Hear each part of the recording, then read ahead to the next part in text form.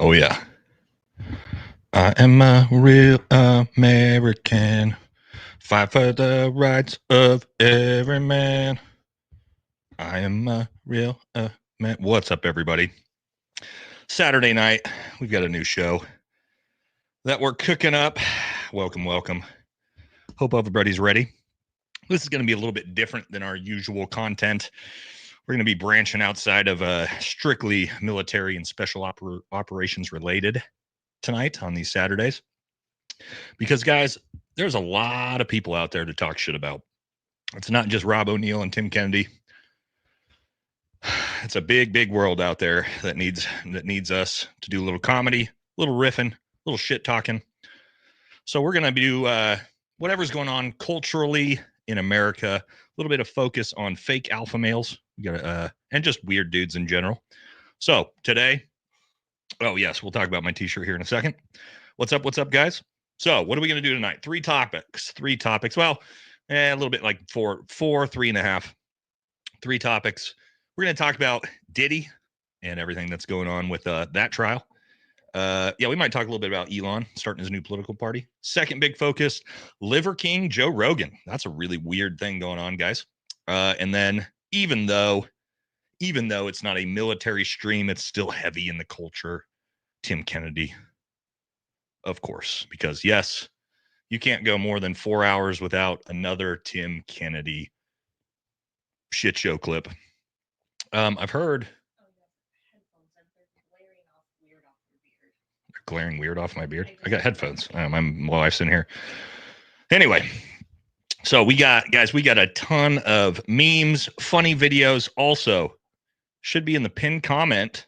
We have a Discord channel. All right. If you guys have funny memes, comments that go, videos that you want us to watch that go with that, go into the Discord, join up, go to the general discussion, post them in there. I'll check them as we go. Don't put anything crazy in there because I got to check it first. I'll just delete it. Wes Watson. Yeah, we'll talk about Wes Watson. Also, guys, I found out something insane today. All the time people are like, you look just like JD Delay. You guys get that? I know a bunch of you in the comment section have said that a bunch of times. So I got a funny story about that. If you guys want to hear it. You guys know JD Delay, you huge YouTube channel, funny guy. Everybody tracking. I can pull him up if you don't know who I'm talking about.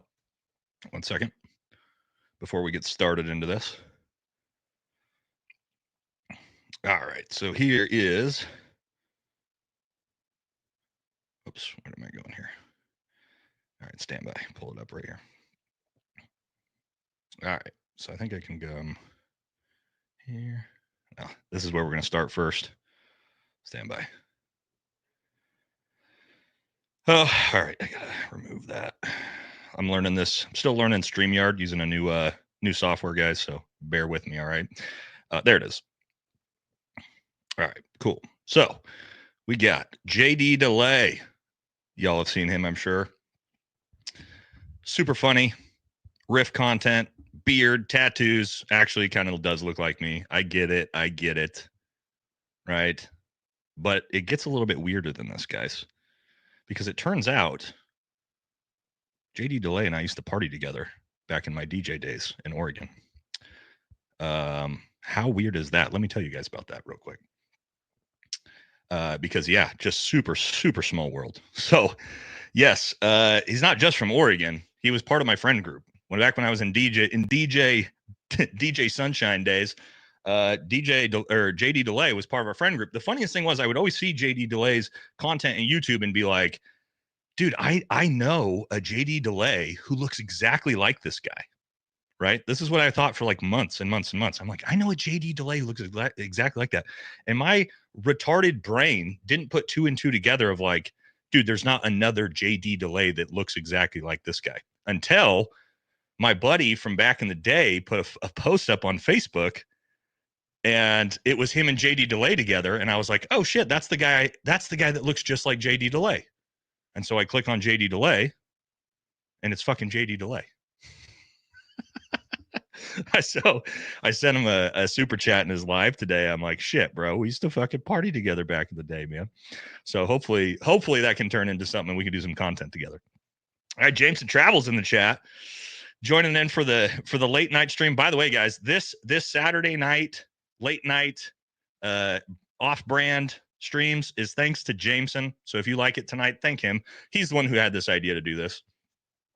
And yeah, so that's what we're going to do. We're still let everybody stroll in here. Also, guys, we have to give a big thank you to my buddy Eddie Gallagher. Eddie Gallagher, who sent me this shirt. If you guys can't read it, it says, wanted Dan Crenshaw for suspicion of insider trading. So yes, thank you to Eddie Gallagher for sending me this shirt about everybody's favorite insider trading butt pirate, Dan Tel Aviv Crenshaw. So shout out to Eddie Gallagher for that, for this t-shirt. Love you, buddy. Gallagher's a fucking awesome dude, man. He hit me up. He's like, you want me to send you one of these Dan Crenshaw t-shirts? I'm like, oh, fuck yeah, I do. That's exactly what I want you to send me. Butt pirate or pump ranger. All right, Nate Taylor. Nice shades. Thanks, brother. I just bought them at Bimart right before now. You guys got Bimarts out by you? You got Bimarts? We got Bimarts here in Oregon. I don't know if that's like a nationwide chain. I'm sweating. I'm gonna have to change this shirt out pretty soon, guys, because it's so hot in here, to a tank top. But I had to rock the shirt to start for Eddie since he sent it to me. Oh, what is this? We said, I remember Nate's first video I commented on when he got about 18 comments per video. Hell yeah, brother. Thank you for being around for this long. That's very cool. All right, guys, this one, hey, I know I said we got a new, the regular lives where we have the professional content, or I guess semi-professional. It's me. It's never going to be that professional. We have the structure down, right? We're going to do segment, super chat. That's not what Saturday night's going to be, all right? We're just going to shit talk, watch funny stuff, do super chats whenever they pop up, all right? We're here to have fun. This one isn't serious. So, we got a few already. Nice shades, Neil. I don't know how did I get pulled into this, like, getting my name wrong? This is also thanks to fucking Trent Buckner, dude. Fucking Trent. Now I'm getting it. Thank you, though, brother. All right.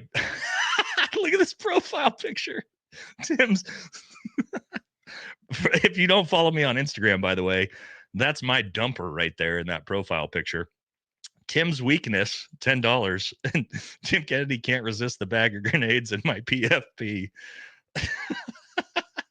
Now, this is what this type of stream is supposed to be about, boys. So, Tim's weakness, thank you for coming in strong with a picture of my ass and pink shorts as your profile picture, brother. This is a great way to start these off. All right, and then one more, and then we're going to jump into some memes, okay? Tim Kennedy. Tim Kennedy sold me Fent, $20. Don't forget to put the flag up for infinite protection. We don't need it tonight, guys. This is the crazy thing. We are not going to talk about the little hats at all tonight, I don't think. I think we're good. And guys, I'm pretty sure I'm not allowed to talk about them anymore. So I put out a video. A couple days ago. Did you guys see it? Where I talked about Congress voting on the voting on sending B-2s to Israel. I'm sure you guys saw that, right? Well, if you noticed, that video did like 25,000 views, which might sound like a lot, but for my channel, that's not a thing. So YouTube has officially limited and cut my Israel balls off. So we are no longer allowed to do content on that. So that's the way that goes, guys. Sorry, but the YouTube controls what they control. So yeah, we're pretty much done with that stuff, guys. We did our best. The flags protected us for a pretty long time. So, we got a good run out of it, at least. All right. And then TK, Mike Brown, TK got shot for our sins. We are going to watch that clip today. Yes, if you haven't seen it, guys, Tim Kennedy got shot in a near ambush and used a sniper rifle to save his life. We'll watch that in the third part of the show. $5 from Diction, super sticker. Well, super chat, brother. Appreciate you. Not either way. All right, let's jump into it. We're going to do Diddy first. All right. I haven't followed this thing that close, other than I know he had almost all his charges dropped, other than 2 like prostitution charges that are probably not going to be that big of a deal. He's probably going to get off on just probably, you know, slap on the wrist, probably won't even have any jail time, which is actually absolutely insane. And the internet, my God. And also Jameson Travels tipped me off onto TikTok. Guys, I have not used TikTok at all. And he's tipped me off onto TikTok as a gold mine for comedy. Okay, so first thing we're gonna do is look at some some TikToks about Diddy, and then some memes as well, because there's some great stuff out here, guys. I'm telling you. All right, let's jump into this and start watching our first section. All right, so here we go. That's Drusky, I believe. You guys know who Drusky is. So here we go. I wonder if there's a way I can blow this up to make it bigger. Maybe not. This is big. Hope you guys can see that. Here we go. I know you can hear me.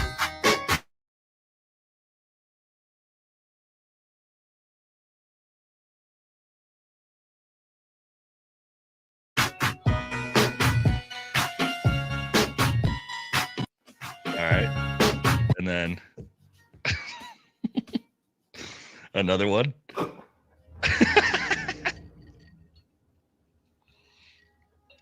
That was from like 4 years ago when they did this clip, guys. And this meme is going around. It is fucking hilarious. But you definitely get better.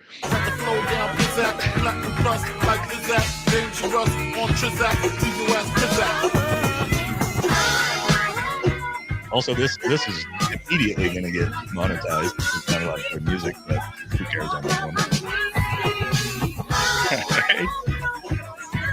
Right. Moving on. This one. Here we go. This is great. It's okay. Just give me a hug. Give me a hug.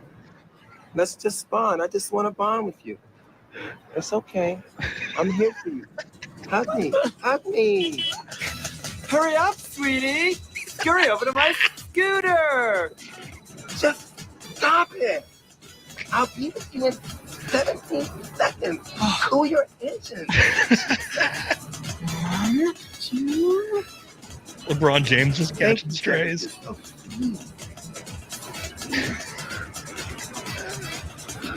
Come on, sweetie. Let's go! Let's go to San Diego for this broadcast concert. Bye, Derek. Todd. All right. This one wasn't as good. There's a few. All right, here we go. This is another good one. The lovely ladies here today, boys. Hey, Russ. What happened to you? I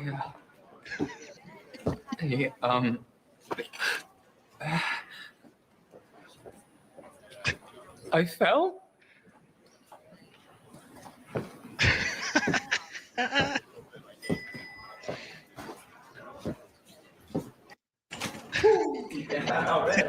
Good. Why'd you move to LA? Oh, for the kids. What's this? Diddy, come on out. He's...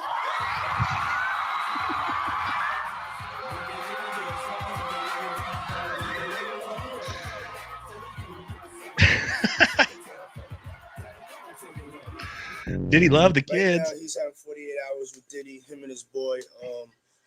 They're having the times of their lives, like you know, where we hanging out and what we doing. It's definitely a 15-year-old's dream. And giving everybody a light, man, this is an unbelievable thing, man. Like we all, hey, everybody know ain't no party like a Diddy party. So No party like a Diddy party. Yeah. Y'all know y'all gonna have to turn up tonight, right? All right, now. Ain't no party like a Diddy party.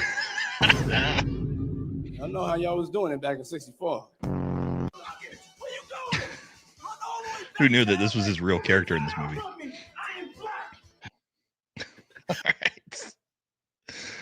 All right. We're going to get to some memes after this, some Diddy memes. But my God, like I said, guys, TikTok, man, who would have thought? TikTok is such a treasure trove of comedy. All right. Holy shit. All right. We got a super chat. Jason Palma on $10. And Natty got some buns of steel. Yeah, man, I'll show you guys. I could show off something real quick. Hold on. We talk about that. We're talking about my buns of steel. All right, we could do that. I'll show you guys exactly what I'm rocking. All right. Stand by. Throw this up on the screen for everybody. Hey guys, make sure you're ready for this. Because if you're not, it's going to be rough for y'all. I mean, that's a real deal right there. Real deal Holyfield. You know what I'm saying? That's squats. That's a lot of squats. That's a squat regiment. Kane says, I'm turning the channel. No, you're not. It's right there for you, buddy. Take that in. Take it in. It goes down smooth. Right? I work hard for that. I worked hard to bring that to you guys. Okay? Drink it in. Goes down smooth every time. Now, let's take a look at some memes. I wanted to find the best Diddy memes because, of course, the internet is always undefeated in times like this. So where did I put them? Oh, here we go. Let's let's throw these up on the screen. All right, here we go. So we got Diddy the booty hunter dressed up as Dog the bounty hunter with baby oil. That's a classic right out the gate. Call of Diddy. AI undefeated on that one. All right. This is my favorite one. OJ Simpson looking down on Diddy after he's found not guilty on the most serious charges. It's a classic right there. All right, next one. Actually, I think this one's my favorite one. Somebody put this one up right after it got announced that the charges were dropped against him. I told y'all the internet's undefeated, man. All right, next one. This is a good one too. I just typed in Diddy oil memes to find these. All right. It's another good one. Diddy all lubed up and slipping through the bars in his cell. All right. This one's good too. New oil deposits found in the Middle East. Classic. All right, then. Last one. Combs the lubricator. Classic, man. You can't. Yeah, I told y'all you can't beat the internet, man. It's too good. It's too good. All right. Let me hit some super chats. Then we're gonna watch some I don't know if you want to call it professional coverage of what's going on with the Diddy trial before we jump into Nancy. Oh, here we go. Yeah, Nancy's got those heavies, dude. That's not that's no joke. Nancy's got some heavies, man. Give her credit for that. All right, let me hit some super chats. Then we're gonna watch Megyn Kelly because she is not happy that Diddy got Diddy got off. All right, and then we'll jump into that, and then we'll hit the Liver King after that. All right, super chats. Here we go. Rick Dodson, $20. Thank you, brother. Very generous. I never knew TK was a grenadier. I thought he was a sniper. Maybe he was throwing grenades and shooting them with his shy tack. You know, I'm not sure. Again, like how you could possibly carry 50 grenades at once. I mean, again, in a rucksack, it is what it is. But yeah, he also, in that same story about having 50 grenades on him, he was also hip firing his sniper rifle while being near ambushed, while being overrun, and was shot. He was shot during that, which we're going to watch that later. Amazing. Thank you, brother. Appreciate that. Thanks for the Sam Hyde referral. Oh my God, Sam Hyde, dude. He is so funny. I'd love to show Sam Hyde clips and stuff on this channel, but that dude is demonetized everywhere. And we'll get our own channel demonetized. But he's a funny dude, man. Tim's weakness, $2 again. I'm about to finish. Leave it on the screen. Wow, dude.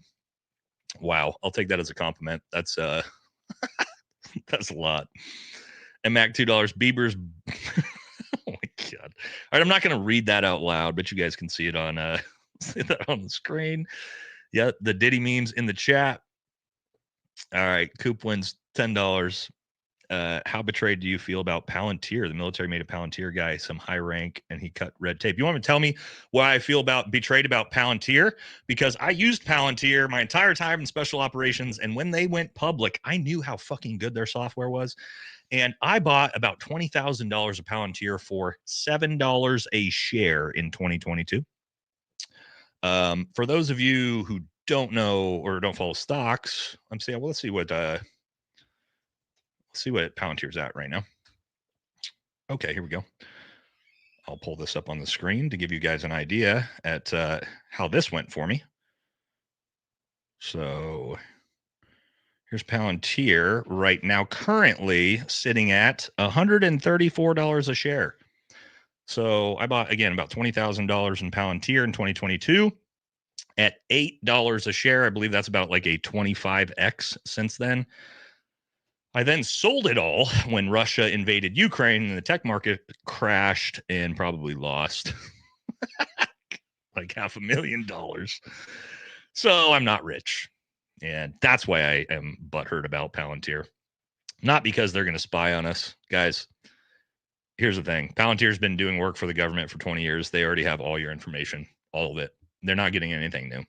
I know people don't like hearing that, but it is what it is. The government has your information because the government gave you your information, and they've been working with the government for almost 20 years, since 2004, I believe. So don't worry about it. Don't get upset. You're already being spied on. Okay, guys, all your information is already being gathered. There's nothing to hide. They already have it all. Just enjoy life knowing that. It's the best you can do. All right. Retired 18 Zulu Sergeant Major. What's up, brother? $10. Appreciate it. Part of an email I received, Master Sergeant Timothy Kennedy's Special Forces Tab Revocation Board is pending and will be convened under the authority of U.S. or United States Army Special Forces Command Airborne in accordance with AR 600-8-22 paragraph 8-6. Yes. I know that you know what you're talking about because that's definitely been briefed to me and gone through the back channels, man. So if it's reached pretty much all of group, then we know it's happening, guys. So everybody who's like, you need to leave Tim Kennedy alone. Don't do any more Tim Kennedy. Me. No, now's the time to bring the gas down. If you didn't notice, that's why everybody is hammering the gas on the Tim Kennedy content. It's because he's actually under investigation from U.S. Army Command right now. And we are going to force it down their throats. That we are going to force them to address it, which is about where we're at. Okay. So understand that's part of why Tim Kennedy is getting the huge movement and bash on this channel right now, and Anti-Hero and Dave Hookstead and tons of meme pages, is because we know the writing's on the wall and we're trying to force it past the goal line, guys. So just a lot of you just love it because, you know, Tim Kennedy's a piece of shit and we love dogging on him anyway because he's one of the worst human beings on the planet. So we don't feel bad about it. But that's also there's some strategy to it, like he just mentioned. All right, Joe Saunders, $5. Honestly, the first meme of Diddy, I thinking he was trying the Rick James, the one with the Drusky. Yeah. Sean Z, $2. Have the wife de-sleeve the shirt JD Delay style. Yeah, we need to do that. I'm going to put on a tank top here in a second. I'm sweating. So what we're going to do, we're going to pull up this Megyn Kelly. Again, Megyn Kelly, she's all right. I'm not like a huge fan or anything like that, but she talked about it. She's not happy, kind of bitching about it, but it's going to give us a better idea of what's going on with Tim Kennedy being let off. And then after that, we're going to move into the Liver King because, my God, that shit is insane. This Liver King stuff with Joe Rogan, what the fuck, dude? That dude is a weirdo. We'll talk about all the juice that he's on too, because it's actually pretty nuts. Has Megyn turned MAGA? I'm not sure. I don't think so. She never kind of was. Texas is flooded again. Yeah. I keep hearing mentions about Texas flooding and like Tim Kennedy is like on the ground saving people again. Have you guys heard anything about that?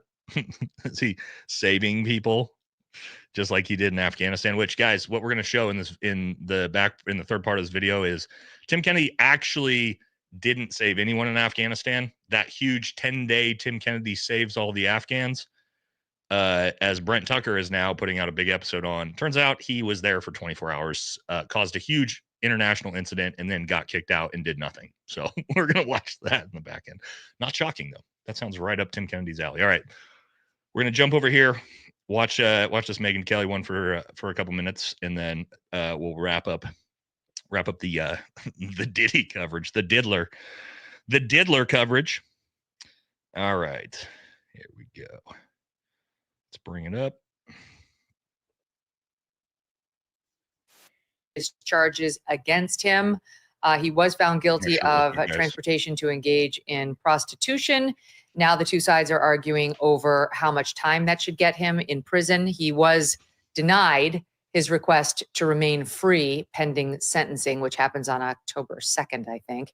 He was smug and right back to his entitled self in court yesterday evening, demanding to speak to the judge personally when he gathered that he wasn't going to be allowed to remain free. Because earlier, once he had been acquitted of those serious charges and found guilty on the least serious, I mean, it's not a walk in the park, the time that you'd have to do on the prostitution counts, but it's way lighter than he would have gotten. He was super jubilant. He was allowed by this court to get down on his knees in the middle of the courtroom and pray to God, thank God. He's a God-fearing man. He's super faithful. God's got your back, in between beatings of the girlfriends he's with, he loves to beat them to a fucking pulp and then pray to his Lord and Savior Jesus Christ. That's how it works. So he, at that point in the trial proceedings, was like, the judge made some stupid, inappropriate joke about how I'm sure you'd love to leave the detention center, Mr. Combs, and inappropriate in tone and comment and substance.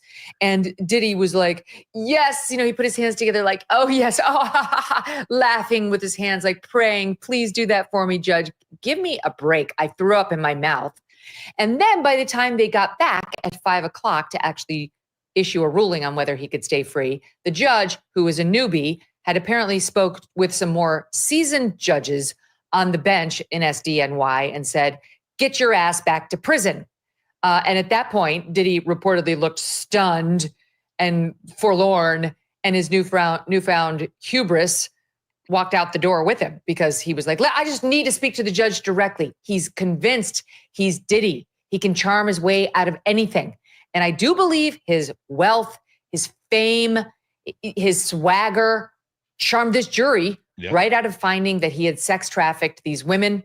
Not to mention guilty of the RICO claim, which I think they had him dead to rights on. So now, all right. So obviously she's pissed. I mean, she's been big on sort of the Me Too movement back when it was a thing. Is she wrong? No, of course he got off because he's Diddy. He's Diddy, bro. He's got billions of dollars, and now he's getting a slap on the wrist. I mean, he's probably scheduling the next freak off right now. He's probably got a 4th of July freak off scheduled. You know what I'm saying? I think it's fucked up. Like, you see the videos of him, especially with him, beating the shit out of Cassie and everything. Guy's a scumbag. But we shouldn't be. Are you guys surprised that a billionaire black man got off on those charges? Is anybody shocked? Like, OJ already proved that's a thing. Nobody should be shocked at all. Of course he got off. I thought for sure he was going to get off. I know my wife we talked about it all the time. I was like, they're not going to fucking charge him with anything. And she was like, oh, yes, they will. We'll see. He's the diddler, bro. Think about how many people are like, oh, she's yelling. He did get charged. Yeah, with 2 minor charges that are going to carry basically no prison sentence. Got a slap on the wrist. All right, super chats. Then we're going to jump into Liver King. Liver King. Oh, my God. That guy's out of control. All right. Where were we at? Ooh, here we go. Shout out to my wife right now. Dano, not the Lions, them $10. Nate has a beautiful wife. Yes, I do. And he's a Green Beret. I don't give a fuck. Yet I like Nate. Deltas lead the way. I wasn't Delta Force, and I also wasn't an 18 Delta, brother. But I appreciate it. Yeah, man, I married up, man. Here's the thing. I tell people are like, God, man, your wife's so hot. Yeah, dude. Like, I'm fucking 6'3", tatted up, good looking Jack Green Beret. But I did my best, man. And I got a hot wife, and she's way better looking than I am. But you know what I mean? Sometimes you just got to scream at a girl across the bar. You know what I'm saying? That's what I did. Also had a comment the other day in the Anti-Hero podcast chat. Somebody said, judging by the way Nate's wife looks, he's going to be getting a divorce pretty soon. So I know he was trying to talk shit, but it was actually a pretty funny joke. I'm well aware of that. Mesa, $6.20, $2. Thank you. All right. And no, I can never say your name, man. And Neos, $5. Keep TK away from these kids camps. We all know what he's admitted to. Yeah, he'll frag kids, dude. He doesn't give a fuck.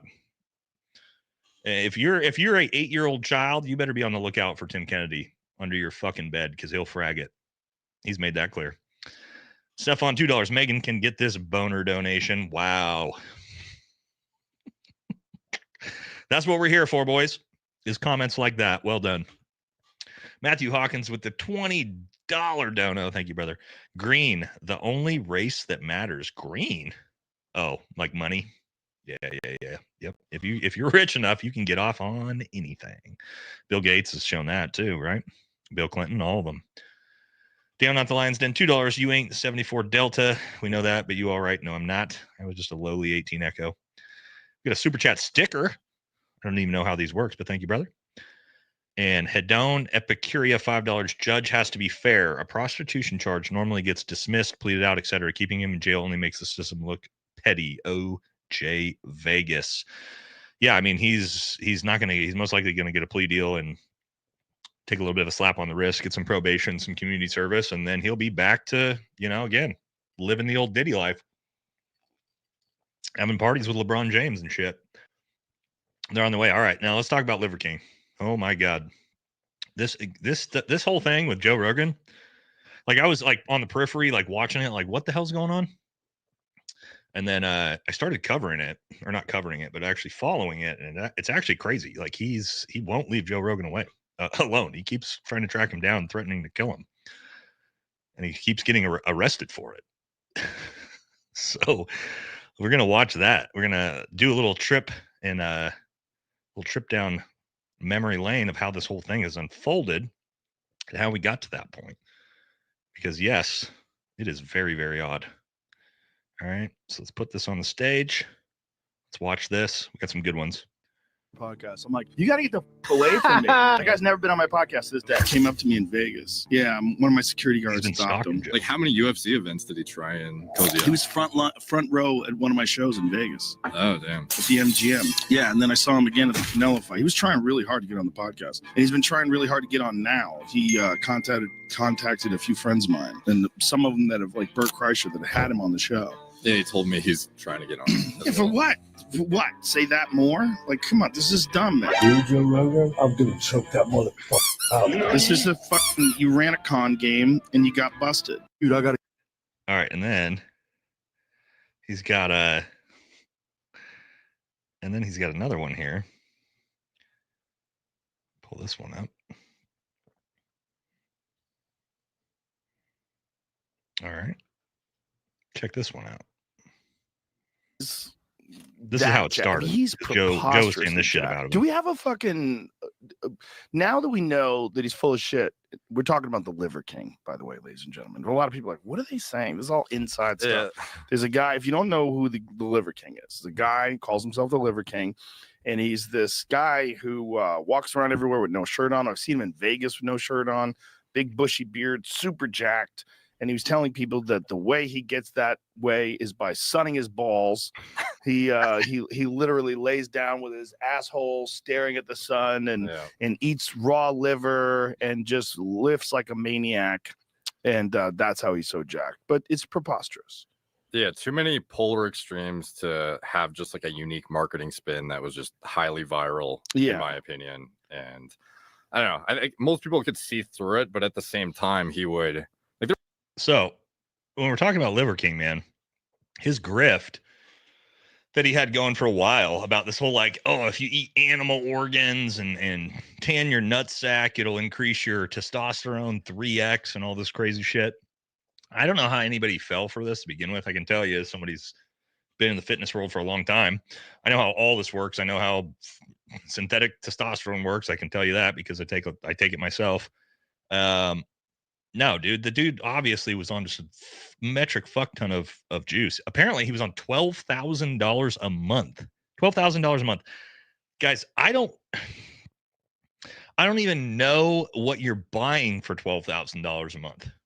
You could be on Test, Tren, HGH. Like, I think he was taking like 10 IUs a day of HGH, which, if you know how much that is, it's a metric fuck ton. Plus, whoever knows what, that would run you up to like $3,000 a month. Yeah, somebody said this is a great point right here. $12,000 a month is like Mr. Olympia. It is like the most like high level professional bodybuilders aren't probably even spending that much money. So his workout routine with the bands and all the stupid shit. No, he's not in shape. Like, he's not in shape because of anything he's doing with his diet. Anything is because he's taking a literal, obscenely unhealthy amount of juice. I mean, you can do it, right? Like, this is what bodybuilding is, that plus the crazy workout regimen and the right diet. This guy is just fucking taking $10,000 worth of juice a month. It's actually insane. So no, he's not he's not doing anything impressive. If you take that much, if you take like, 500 to 1,000 milligrams of test a week, plus that much Tren, plus 10 IUs of growth a day, you don't even have to work out at all, and you'll look like that. Now, again, you're gonna die in 5 years. Your heart is gonna expand about 3 times the size, as well as all your other organs. That dude's gonna be dead in probably 5 years. But it is what he is now, and we got to watch this. This is how out of control he is. Wait till you see this next one I put on the screen. Literally, this guy's fucking crazy. All right. So this is a he put this out after he was arrested. Like, right after he got arrested, he put this out. Everything. Because Joe Rogan, we don't have to make videos to pretend anymore. All of this is happening. We're coming to you. I've challenged you man to man to a fight. Honorable. And we don't have to pretend or make any videos. The world is watching. They'll make the videos for us. And you don't have to hold a camera. You can hold the hand of somebody that you love, because what happens next to you, you're going to need to remember that feeling. You're going to need something more than what you did to give you something to fight for, because I have my family to fight for. What? And I'll die for them, you know that. And you're a black belt, but you've never come across something like this. Willing to die, hoping that you'll choke me out. I pray to God, because that's a dream come true. It feels good. And then the limbs. He's not that old. I'm guys. fighting That's for my what family. $10,000 worth of so PEDs is going to make you look like. Go ahead. At But 40, then you have to contend with something 35. else. And I weigh 177 pounds. See, he's only 177 pounds. Hold time. I want to pause that, guys, because this was an important point. We'll jump back to that in a second. He's 177 pounds, and he looks like that. I want to show you this. You know how fucking small this dude is? Like, let me pull this up for you guys. To look like this. Let's see if I can pull it up here. All right.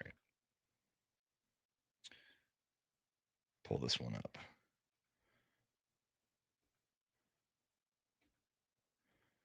All right, to look like this and be 177 pounds. You know how fucking tiny he has to be that big, that jacked, that cut, and be 177 pounds? What?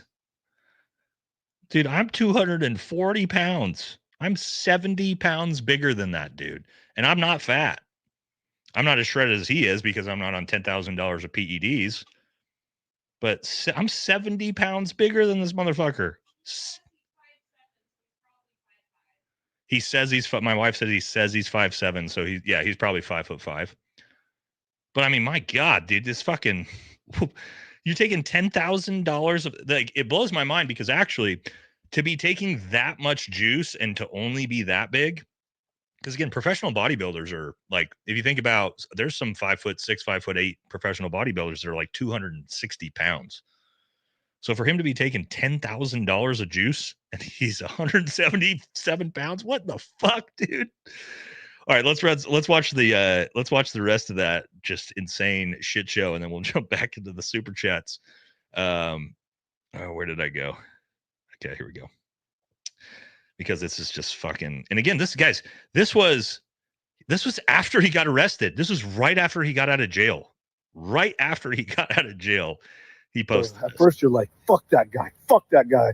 And right when you all of a sudden he did get your attention, which I already did before this. You're saying, "I'm gonna choke that motherfucker, that piece of fucking shit. I'm gonna choke him out." What? That's what warriors do. You and Andrew Tate are good warriors. But you're actually better than that real tension we have. Comedy that you do is good and true. We have real tension. They don't have real tension. Is comedy is good and true. Touch points. Oh, people laugh if we don't make fun of them at their expense. They laugh. You should all make fun of me. We are all. Baby. You should all make fun of me at my expense. Trust me. We are. That it still works, and then you should get paid for it. And let's go. Because we're leaving. We're going to Austin. What was my very last point? He's going back to Austin. We're gonna kick Joe Rogan's ass. The real G. You guys see his mouth? Oh, it's my speech. Justin Fitz. Record anything and everything. Because like that dude, his mouth is green. I don't know what the hell he had in his mouth. My God. We're not done. We got a couple more. We got a couple more of the Liver King saga here. Shane Gillis talking shit about the Liver King here that we're gonna watch here in a second. Let me get these super chats first, guys, because oh my God, I don't know what's going on with the blue mouth. What you guys in the chat? What the hell why would his mouth be covered in blue shit? Besides blowing a Smurf, right? Because he's obviously 5'5". Maybe him and his wife are Smurfs. I don't know, or wife. I'm not sure. Yeah, I don't know what the blue stuff in his mouth is. Yeah, maybe his liver is like his liver is that gone. I don't know, man. Thank you. Oh, that's a lot. You what? Oh, I don't want water in that. Wife put water in my whiskey. Fuck. All right. Hadonia Epicuria, $5. Judge has to be fair. Oh, no, we got that one already. My bad, guys. Here we go. Red 40 actual, $10. Liver King is full-blown schizo posting. Better than HBO. 10K and steroids a month has cooked his brain. Again, I don't even know. Guys, I don't know. Not that I'm a steroid connoisseur or anything, but, I'm just going to say, I do know how much this shit costs. Like a bottle of like a month's worth of testosterone offline or Tren is like $70, dude. So like, how the fuck did we get to 10K? Most of it's in human growth hormone. Human growth hormone is really expensive. But I mean, to $10,000 a month in growth hormone is so much. It's insane. And also like that much abusing human growth hormone that much is really, really bad for you because it makes all your organs grow. So like his heart, his liver, his kidneys, his lungs, everything is like growing alongside him. It's not good for it, man. Not good. Oh, we got the sticker. I don't know how we work those stickers, but thank you, brother. All right, down at the Lions Den, $20. Thank you, brother, again. For you weaklings in the Army, you're welcome.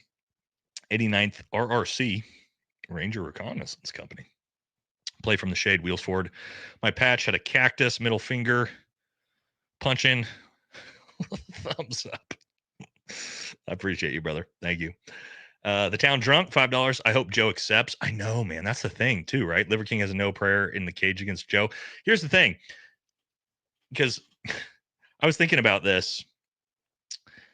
I was like, well, maybe, first of all, it doesn't matter. When you get in jiu-jitsu, somebody like Joe's a black belt in jiu-jitsu. Also, he was a world champion in Taekwondo. He can fucking fight. That's no doubt. But like maybe the Liver King was like my size and that shredded, right? He's 250 pounds. He thinks he's going to maybe have a chance. He could like maybe give Joe Rogan a run for his money for like 30 seconds. Dude, you're the same size as Joe Rogan and he's a fucking black belt. You're going to get literally dumpstered and choked out in 12 seconds. So it actually would be funny to see, but Joe's not going to go down that road. I wish he would, but why would he if you're Joe Rogan? I guess if you just wanted to, because it would be fun. I don't know. All right, TK's burner phone, $5. Why does it look like a Smurf blasted in his mouth? Because who knows what he's up to at this point, man. It could be. All right, Dan on the lines in. $2. G.I. Joe, I'm American. You're welcome. All right. Jesse Tor, $5. Crazy Rabbit Hole, the infamous leaked McCain, can't say that word on YouTube, video titled Fake Stage Green Screen by hacker Cyber Burkut was produced by Mossad. Interesting. I wouldn't be surprised. We don't have the flags up today, though, so we're not going to get that deep into that. Christopher Fox, $2. DA is going to have a field day. Love the vids, by the way. Thank you, brother. All right, then Daniel on the lines again. I wouldn't fuck over Nate, but his wife is 100. Please turn on that red light. Wow. Well, we'll take that as a compliment. All right, and then Patrick Starfish, $5. Steam your whiskey. That adds just enough water to open up the flavor. Boil water. Put it in a tumbler under your drink. Wait till you see condensation. Man, I drink gas station Fireball. I'm not a picky drunk, but you know, it probably would be good. All right, hold on. Let's pull this next one up. Watch Shane Gillis riff on the Liver King, because this one was pretty funny too. And then we're going to move into a short intermission where we're going to watch one of Jameson Travels videos from today. That is fucking absolutely hilarious. Oh, this is the wrong one. Stand by. And then I think we got it here. Yeah, here we go.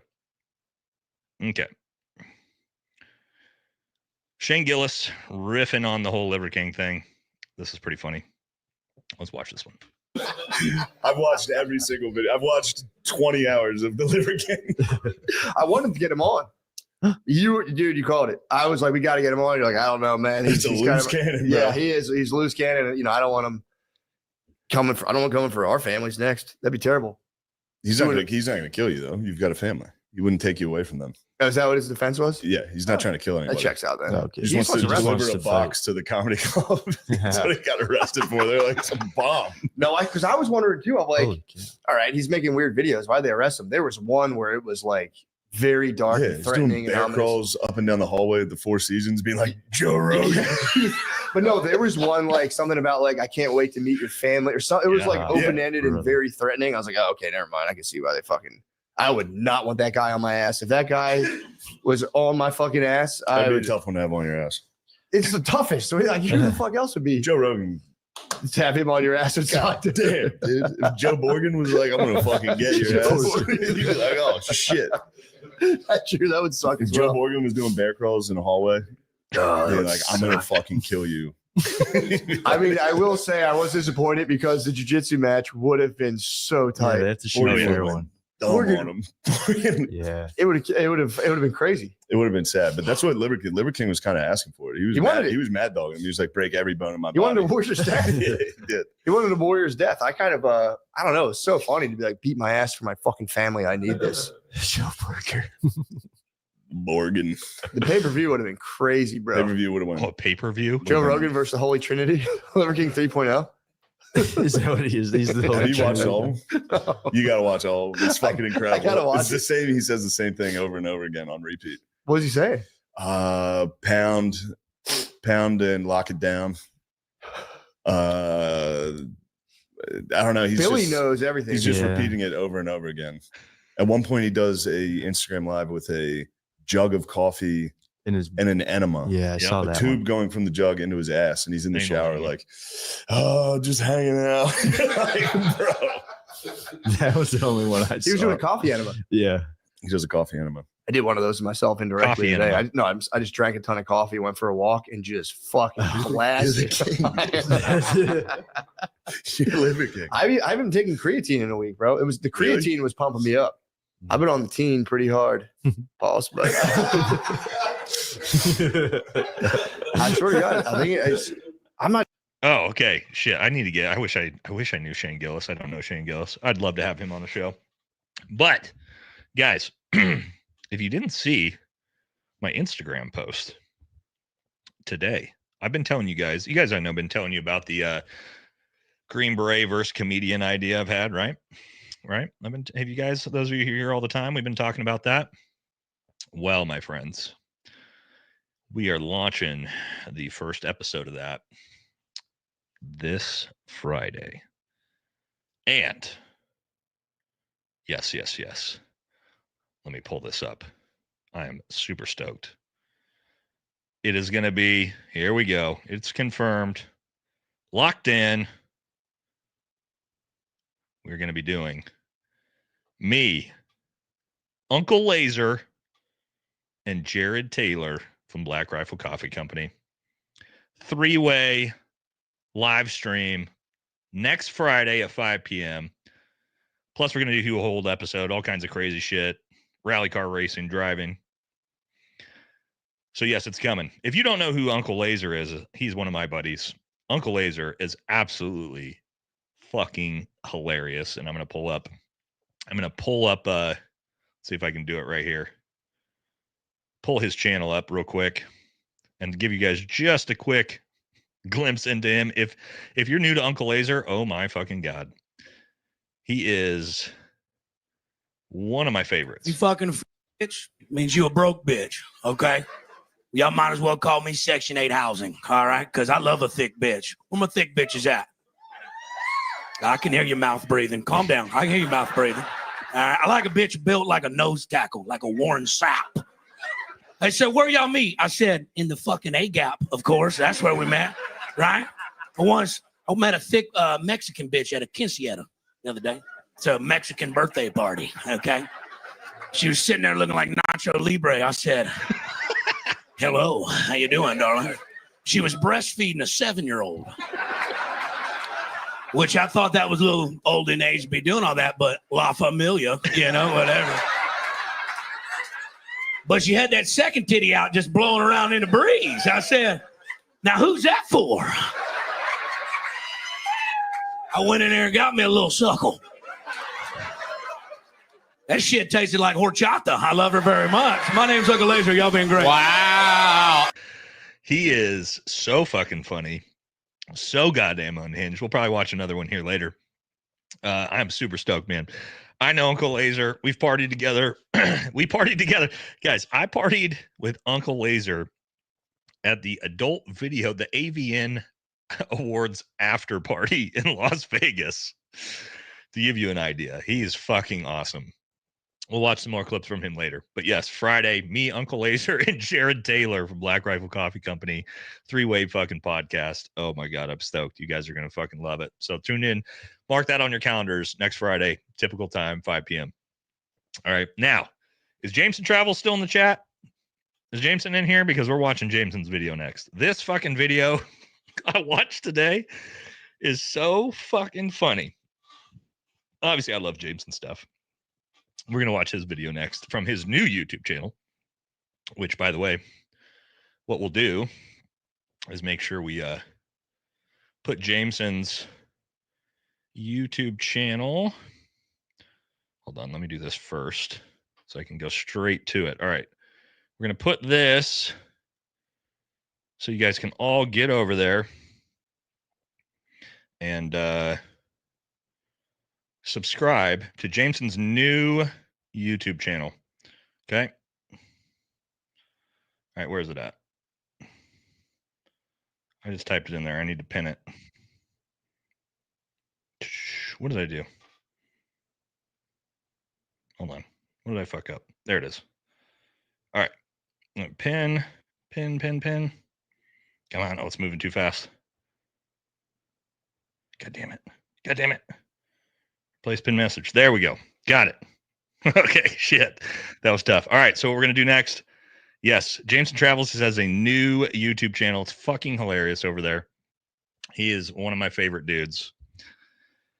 And this new video he put out is so fucking funny, guys. It is about failure to launch adults who are still living with their parents, who are furious about their parents being Trump supporters. And it is an absolute classic of a YouTube video right out the gate. Right.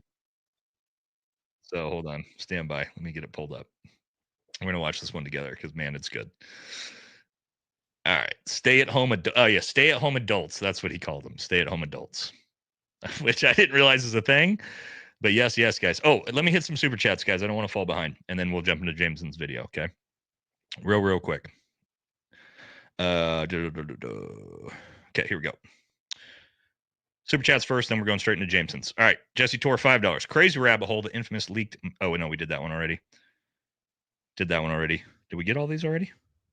Yeah, we got all these already. Hold on. Got that. All right, here we go. TK versus Liver King. Who you picking? TK. They're about the same size, to be honest. I think, Tim's about maybe 5'8". But Tim's big, dude. Tim's probably at least 200 pounds. And yeah, Tim fuck me up. No, we're not going to fuck around with that. I may be way bigger than Tim, but Tim would beat the fucking brakes off my ass. I think I could hang with him in a boxing match. No jiu-jitsu allowed for a little while. Just because I'm so much bigger and stronger and longer than he is. But like on the ground now, he'd fuck me up.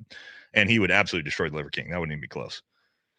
I'm not the Lion's Den. I just need attention. I'm a piece of shit. Hey, man. Well, I mean, you could get it that way. If you get it however you need to. Corey Thatcher, $10. That son of a bitch would get torn up by a lot of people, especially if he showed up to a local jiu-jitsu place. Would you recommend doing one cycle of testosterone? What's your take on it? Absolutely not. I would not recommend. All right, here's the thing. You guys want some advice on fucking testosterone, steroids? Let me give you a breakdown from a guy who is well versed, all right, in the long term of these things. No, if you are young, first of all, get your testosterone levels checked before you do anything. And if you have healthy testosterone levels, absolutely not. Do not go down that road. Once you start taking testosterone on a regular basis, your body will naturally shut off its testosterone production. Like mine, my testosterone will not get above 200 if I don't take synthetic testosterone. It's not going to happen because I've been on it for so long. Okay, so understand, once you start, you don't stop. Okay, that's the way this works. It's a lifelong commitment once you go down that road. So if you don't need it, do not fucking start it. If you do need it, then absolutely you 100% will change your entire life by getting on it if your testosterone levels are low. What's up? Oh yeah, I saw. Yeah. But yeah, so no. Get your testosterone levels checked. If they're below about 500, I'd suggest you get on. If not, don't do it until later in life. That's the best advice I could give you. All right, Nate, that guy I want on my side at the end of days, no homo. I mean, yeah, when it comes to the apocalypse situation, yeah, I'll be in pretty good shape. So that's the reality of that. All right, Chris Smith, $5. TK and the Liver King clearly suffer from small man syndrome. The grift that keeps, I actually Freudian slipped that. The gift that keeps on giving, not the grift that keeps on giving. Loving this stream from down under. Thank you, brother. Yes, Tim Kennedy. I'll tell you this, guys. That motherfucker has been great for this channel. Let's not fucking mince words. Let's call a spade a spade. He owes me though. I mean, I had to give up a shit ton of fucking business potential possibilities by turning him down to run the Protector Academy on the Pacific Northwest. Turning his company down because of what happened. So I call it an even trade for the content that I've got out of it. You know what I mean? All right, Ajax, what's your thought on the French SAS? Never worked with him, brother. Never worked with the French at all. All right, Jameson Travels. Ooh, I like that guy. Nate has a big PP. Yeah, I don't know about that. But yours is bigger given the solution and time, but let's go. Well, I can't say that out loud, but thank you, brother. All right, let's jump into it. Let's watch Jameson Travels' new video together because this is fantastic stuff. All right, here we go. Oops, there we go. Add a stage. Let's rock it. Yeah, so this is stay-at-home adults that refuse to leave their room because they're pissed their parents voted for Trump. So I have drawn the line with my parents and some other family members. I pretty much have given my parents an ultimatum. Either choose the right side of history. So the stay-at-home son drew the line with his parents. He's pissed. He's not going to come out of his room for a week and only eat takeout food if they don't change how they vote. I respect a stay-at-home son. Don't get me wrong. At 32, he's shooting for the stars. Understand that Trump is evil, Racism is evil. And if you continue to support Trump, I'm cutting you out of my life. I ended up giving my aunt a call to kind of give her a heads up about what was going on with my parents. Where's he going to live? I mean, mom's spare room is free. Mom brings you Hot Pockets and G Fuel right to the door. G Fuel. Where's this boy going to go? How He's does going James know nowhere. what G Fuel is? This kid out on his ass. Parents, and found out that she's a Trump supporter. She straight up called Kamala Harris a bitch, said that she'd voted for Trump. And when I heard that, I called her out on some shit. Her response, oh, well, I don't really dig into politics. Why the would you support Trump without having any evidence to back your voting if you don't follow? You don't need to be a rocket scientist to see Kamala Harris is a terrible candidate. Even if I was a Democrat, I didn't get a chance to choose my terrible candidate. All right, I got stuck with her, the one that can't form a fucking sentence. Enjoy this. Grab a drink. Excuse we'll be right my back. language, Kevin but Jameson's comedy. the stay-at-home minute or son, we two. got a stay-at-home daughter stand by. The same complaint. These people live in a dream world, a fantasy. All politics. I blocked family members for supporting Trump. It won't be the last. You stood your ground. Now I've stood mine. Boy, you ain't going nowhere. You're on the parents' hind teat. You're attached to mommy's apron. I love these kids are like, I'm done with my parents when they live at home. Mom pays the cell phone bill. You're still on mommy's insurance. What are they going to do? But there's thousands of them. Stand by. We got this one with female pattern baldness who also is going to get pissed through a huge BF, name that movie, if they don't get what they want.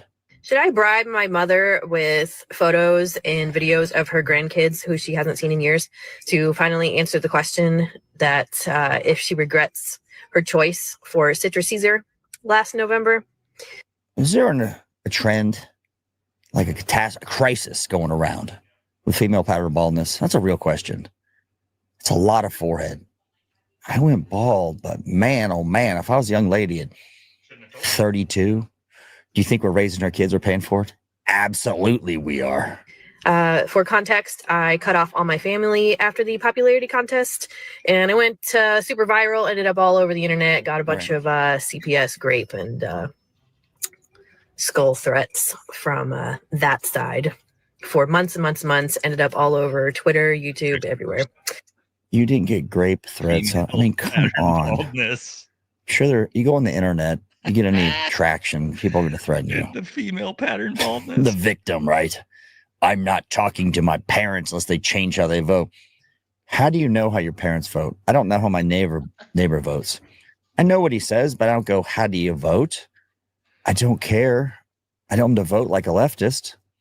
But again, how about move on to your parents? All because I cut off my family because I'm tired of them being Are we gonna get demonetized for this? Right. So I feel like halfway guilty about not talking to my mother. So I emailed her one day, and then she tells me, "Hey, guess what? Your brother is being sent somewhere very important very soon, and he's in the National Guard." So you can imagine that I'm like, oh, really interesting. She got top secret. Your brother is getting sent somewhere very important. Yep. Where's he getting sent? Kuwait? Maybe Turkey? Germany? I appreciate his service, but let's not get carried away. Somewhere very important. I'm not going to tell you TikTok. So because of this, because your only son is going to be in grave danger, do you regret your choice last? No, and it's not grave danger. More likely to die in DUI car crash than you are. Maybe I'll ask the AI. You're more likely to die in combat or in a road fatality. Yeah. Depending on where you live. It's November, 100%. Mom. She ignored me. She completely ignored me. So yeah, should I bribe her with information about her grandkids to get her to finally answer that question? Because I'm really, really interested in. I think they should cut her off. This woman's insane. Like my daughters, I don't know how my oldest daughter votes, probably Democrat. Youngest, absolutely Democrat. Do I care? I think Michael Savage said it best. If you're in your 20s, you're not liberal, you're heartless. If you're in your 40s, you're liberal, you're clueless. because you got sick of paying taxes out the wazoo. Again, we had Kamala Harris, which was more Joe Biden, more Hillary Clinton, and Barack Hussein Obama. Option 1. Option 2 was Trump. We didn't have a lot of options. And Harris was she said, I just do more Joe Biden. So we had more inflation, more illegals. So it was a clear win. It was Trump because I'm not voting for that. Next case. I'm a Black American who voted for Trump. Right. I'm sorry about that. Why? I'm getting what I voted for. No, I'm sorry. No, are you? Mm-hmm. You are? Yeah. Wow. Well, what do you mean by that? Here's Karen, get the manager. Woman's like, I'm a Black American. I voted for Trump. She's like, I'm sorry about that. Are you white adjacent? How dare you? But she can't say much because it's a Black woman. She's like, how do I insult her without insulting her and being called racist? So she's brainwashed, right? She's part of a white supreme club. Well, they're deporting criminals, people who shouldn't be in the country. Criminals, honey. If you come here illegally, you're a criminal. I think you're just trying to be divisive right now, and I don't think that's really how you just asked my opinion. I know, I understand that, but I don't think that's really. I think I've actually seen you. Were you the girl, that lady that was like hit in the face by somebody else? Yeah. I'm so sorry about that, by the way. I think that was terrible. She changed the tune, right? You were hit in the face by somebody else. I'm sorry. I'm sorry. Let me kiss your feet. She's like, no. I'm happy I voted for Trump. Let's keep going. Thank you. And disgusting. But I think that you are just doing this to sort of like ignite excitement, and I can't imagine that you would vote for that person who literally doesn't care about you. But he does. He doesn't. He doesn't. You think Kamala Harris cared about you? Really? No, I don't think any of them know me enough to care. Do they care about the country? Look at this. Clearly, Joe Biden, Kamala Harris did not. Wrong. Why are they all? Why are all? Kamala Harris was reportedly to be the border czar. Female pattern. A lot of clips. Check that out. I'm pretty sure that's the answer. She never went to the border. Joe Biden thrust in to, by their reports, 21 million. We don't know the getaways. Is it 30? I don't know. A lot of people. We can agree to that. That's not caring about the country. Example, if I got 3 kids and I can barely take care of the 3, and you're my neighbor and I go to have 3 more kids, you're going to say, JT, slow down. You can't take care of the 3 kids you have. That's what Kamala Harris and Joe Biden did to us. Okay? His actions say different. If you are you a white multi-millionaire male? Then no, you're not. So he doesn't really care about you at the end of the day. Right. The Trump tax cuts, which hopefully make it through Congress after this read of the bill, affects all of you. Yep. I could go through it, explain why the standard deduction being $24,000, regardless whether you have those deductions or not, big deal. Not taxing Social Security, huge deal. Lots of things. Is there a give and take? Of course there is. Are the mega wealthy going to win? Probably, because they're mega wealthy. This woman, oh man. Because you mean some of the biggest tax cuts during his first term, he's going to roll those out again. No, girl. I want to have children very soon, so he's doing this thing where you can have a baby bonus, encourage people to have more. That's also not true. That's not true, honey. That's not real. All right. Well, that's not real, honey. If she's black shaming. The woman, the white woman, I would say most people don't know the bill because who's got time to read it, right? All you know is what the news media has fed you. Let me tell you something. Thanks for making this far. I invested in the Google Gemini AI, $200 a month. Now that can analyze the bill. You can say analyze it from the right's perspective, the left's perspective. All right. The middle. I'm going to pause it. All right. So again, we got it pinned in there. If you thought that was funny, get over there, watch Jameson's new channel because my God, I love his shit, man. He's a hilarious motherfucker. Also, if you didn't notice, me and Jameson we did our first episode together, but what I'm going to put a poll up. If you guys haven't seen that one, let's start the poll here. Who wants to see more of that? Who wants to see more Jameson Travels VFT comedy riffing? He's a lot funnier than me, but he brings out the best in me. He drags me down the TikTok cringe rabbit holes. And I think it's a pair made in heaven. I could not stop fucking laughing the entire time we were doing that episode, man. He had me laughing the entire episode. Throw that up in the poll. Also, I got a Jasmine's about to shots fired at the chat. Look, we're definitely, me and Jameson have been talking about it. We're definitely talking about doing some more content together. We got we got one in the mix. We haven't started working on it yet, but I can promise you. Let me give you a little. If you guys want a little preview about what me and Jameson are talking about doing next. Let me give you a little preview. I can't give you much, but I can give you a little preview. Okay. Here we go. Let me give you just a tiny preview about what may be coming in the near future. All right. So here we go. This is all I can tell you. This is all I can give you. All I can give you is a little preview into what we've got cooking up, boys. Everybody's favorite Walmart James Bond, baby. CIA Kaepernick.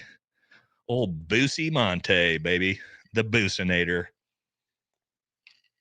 Me and Jameson Travels talking about old Boozy boy. We'll see. It's coming. That's all I can give you. It's the only hint I can give you. But I can tell you, it may be one of the best soft space videos ever. Okay. All right. Now, real quick. Okay. For those of you who are still here, we are an hour and 10 minutes in to the new show. Hopefully you guys are having a good time. Now, this is a great time for me. This is the stuff I love to do. Guys, yes, I'm a Green Beret, doing special operations content. Cool. Talking shit about Tim Kennedy and Rob O'Neill. Man, I mean, it's great, right? But I do like the ability to branch out, riff, and do this type of stuff too. So this is the official announcement of our new YouTube channel. We are now launching the American Thor YouTube channel. What the American Thor YouTube channel is going to be is exactly what you're watching right now. It is going to be my comedy riff style approach, shit talk, make fun of dumb motherfuckers. But instead of just Tim Kennedy and Rob O'Neill and Marcus Luttrell and Britt Slabinski, we're going to open the doors up to the Liver King and Diddy and Wes Watson and Andrew Tate and whoever the fuck else. Modern culture. So, yes, we just opened the channel. We're going to put it into the chat. We haven't put up any videos yet, but it's going to be important that you guys get over there if you like this type of content, which I imagine that's why you're still here in the live right now. There it is. Get over there. Subscribe to it ahead of time. Okay? It would mean a lot. Again, if you don't like this type of content, right? If you just want the special operations and the military focus, don't go over there. Don't just give me a pity sub. I want you to sub over. I want you to go over there to the new channel, sub if you like this type of content. We are going to be like, this is going to unchain us from the specific military content. We're going to be able to fucking go wild. Jameson Travels style, outside the box. Me and Jameson will probably do some content over there together. We'll open it up. We'll talk about having comedians on. Maybe I get JD Delay to come over there, right? So we're going to open it up.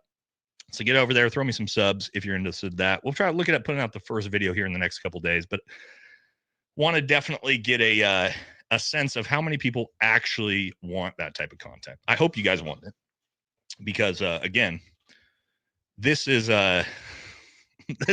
this is fun, right? We get to like put up it. We'll do fucking TikTok fucking videos and riff on stupid shit like the stuff Jameson just watched, Stolen Valor, fake alpha males, all of it, right? So we don't have to be just appreciate everybody that's over there subbing. We don't have to be just pigeonholed into the military space, right? Because again,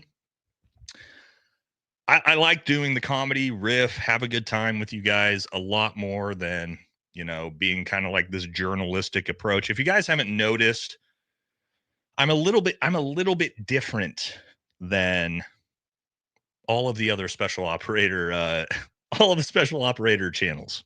Okay. All of the Jocko's the good. Right? That's not me, right? You guys know that. The Rob O'Neills, the the Tim Kennedys, those to my left and my right. That's not me. You guys know that, right? So we're gonna take what I call it is really what my channel is like the team room comedy. For those of you never been in the team room, like this is the type of comedy, the shit that goes on all the time. Yeah, the Boozy Montes, like all this type of stuff. That's what my approach is, right?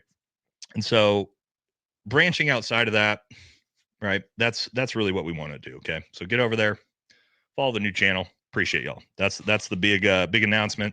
All right, we'll bring it back up later. But next, I know we said that this wasn't going to be a military related stream, but at the same time, Tim Kennedy, he just cannot get himself out of the fucking news cycle. And so, of course, that's brought us to this point in the live stream. Please do the Jocko again. All right, hold on. All right, what is it? Is it extreme accountability? Good. Hold on. Good.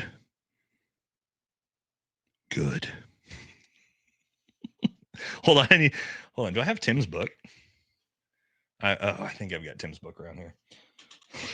I was gonna do a grift about Jocko reading out of Tim Kennedy's book to him.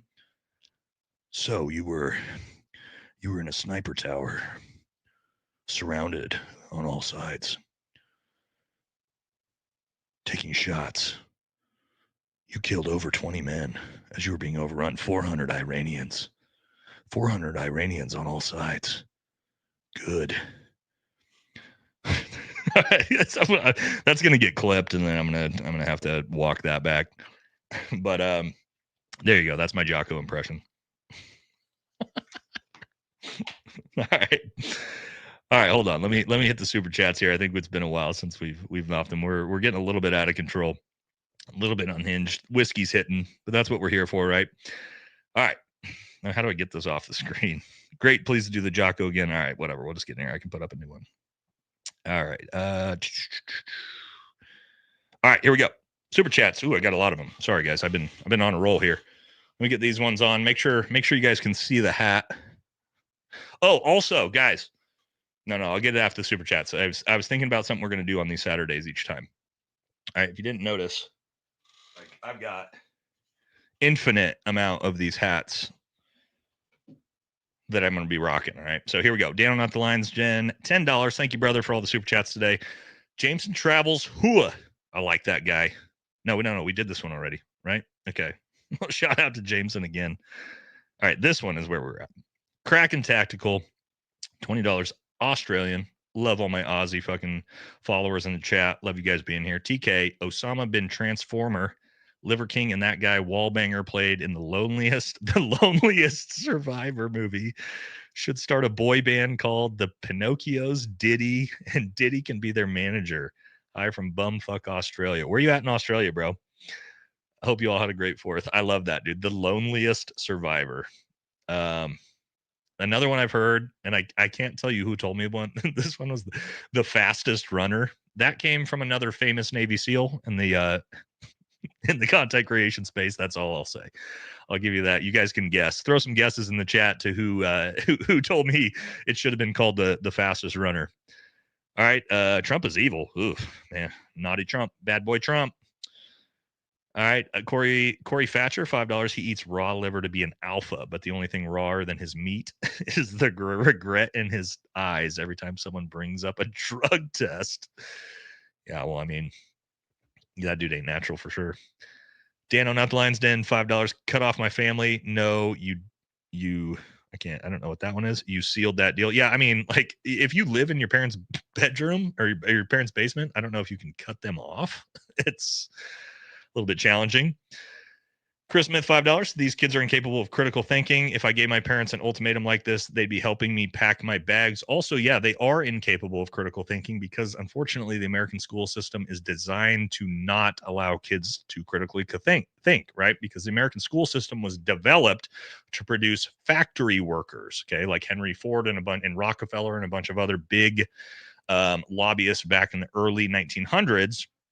wanted to redo the education system to produce factory line workers, not critical thinkers. And that's still what we have in our modern day education system. So there you go. Nighthawk, $10. Love the videos. First time here for a live. America, well, welcome, dude. You picked a good one for your first one to show up to, because again, this is a new version of the show we've been doing. All right, Dan on the lines then again, $5. Okay, I can't say that, man. We got to pull that off the screen. You watch yourself, pushing too far with that. All right, here we go. Retired 18 Zulu Sergeant Major, $5. And yes, he is definitely a credible source based off of the last comment. I got info on Boozy also. If I wanted to come public, I could hurt a lot of these so-called soft influencers and CIA operatives' feelings. Well, feel free to come public on my channel. This is the channel for it. Hit me up on Instagram, brother. If you got shit on old Boozy, we would love to hear it. Because yeah, we like him around here. All right, Coop wins $10. I've watched every single video you have about Jocko, and I can't get a read. He got a silver star for a BS reason, but okay, let's talk about that real quick, because I found out something new confirmed by, yes, I am friends with some DevGru operators. Can't tell you who. You could probably guess, but I'll leave you guessing. After this comment real quick, I'll tell you something I confirmed after hearing this for the first time. He got a silver star for a BS reason, but never brings it up. So good for him. What's your actual opinion? The reason why Jocko never brings up his silver star is because he put it in for himself, just like Rob O'Neill. It's a fake silver star. And that's confirmed by multiple DevGru operators and Navy SEALs. Not for me. I didn't fucking know that either until I asked my friends who are very deep into that, again, part of that community, and they confirmed yes on that.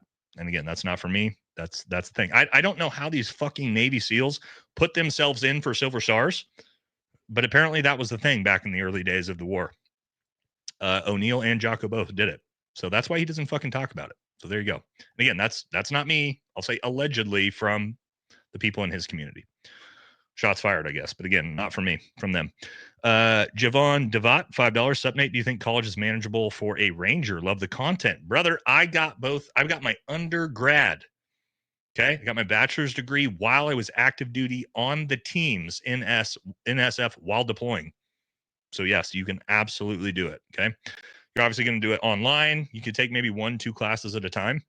You should 100% do it. It's one of the best decisions I ever made, because then, when I retired and I got out, I had my GI Bill that I could get my master's degree with, which I just finished. So yes, I highly, highly suggest you use tuition assistance, because it's fucking free, and the military will pay for your school. Go get it done. Joe Saunders, $5. Nate, please do an audio book using the Jocko voice. Maybe I should narrate, guys. Maybe I should narrate Tim Kennedy's book. You guys want me to do that? Like, we just read passages out of Tim Kennedy's book, but I do it in Jocko's voice. Let's do a poll on that one. And maybe that's a live stream in itself, right? Oh, actually, looking at the poll from the Jameson poll, which is 92% said yes. Yes, we do want more Jameson VFT crossover content. So thank you guys. So let's do this one. Tim Kennedy, Book of Lies in Jocko's voice stream. Let me know. That's what we'll do. I'll pick out like all the best, most ridiculous, dumb fucking parts of Tim Kennedy's book, and I will read them in Jocko's voice. You guys can clip it. You can send it everywhere. It'll cause a ton of fucking drama, because that's what happens when I drink and stream. But yes, Joe, great fucking idea. We'll see what the community thinks if they want a Tim Kennedy war story in Jocko's audio narrated voice. We'll see if we can get that done. All right, Joe, $2. Who runs the world, and why does it rhyme with Buse? Well, I think we all know that. I'd have the flag up, but it is what it is. All right, can we get the former 18 Zulu and retired Delta Force CSM on? Yes, you must have seen the Reddit post also. I don't know who that is. I know it was verified from people who do know him that he is a legit source, but I don't personally know him. Otherwise, I would for sure. Chris Smith, $5. Us Australians love you, Nate. If you and your bride are ever out here, we're hitting the town. Where are you at, brother? I love Australia. I've worked with the Aussies. As you can see, bow, I got my Aussie flags in the background here. I spent a bunch of time in Darwin and Catherine when I was training with the 2 Commando and SAS guys. Well, SASR guys, I guess, down there. Fucking awesome. It's my favorite unit to work with. You guys already know that. Huge affinity for the Aussies. I talk mad shit about the British SAS, not because I actually dislike the British SAS. I think they're fucking awesome. It's just that British fans who see the content are the most soft, emotional, like weak, upset fucking betas I've ever seen. And so I purposefully, guys, understand this. I purposefully rank the British SAS low just to trigger all the British fans because fuck them, dude. Fuck Britain. That's how I feel. You know what I mean? But British SAS actually are fucking incredible.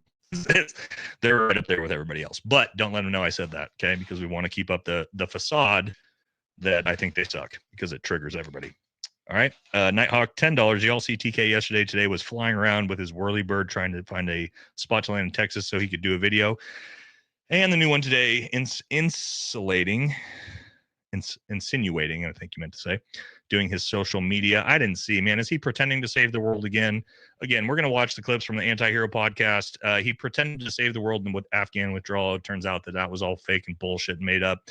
He pretended to save the world in the hurricanes in North Carolina. Turned out that was all lies and bullshit I made up. It was one as a big photo op. So, yeah, I mean, he's a fucking scumbag. He shows up, flies in, tries to get a photo op.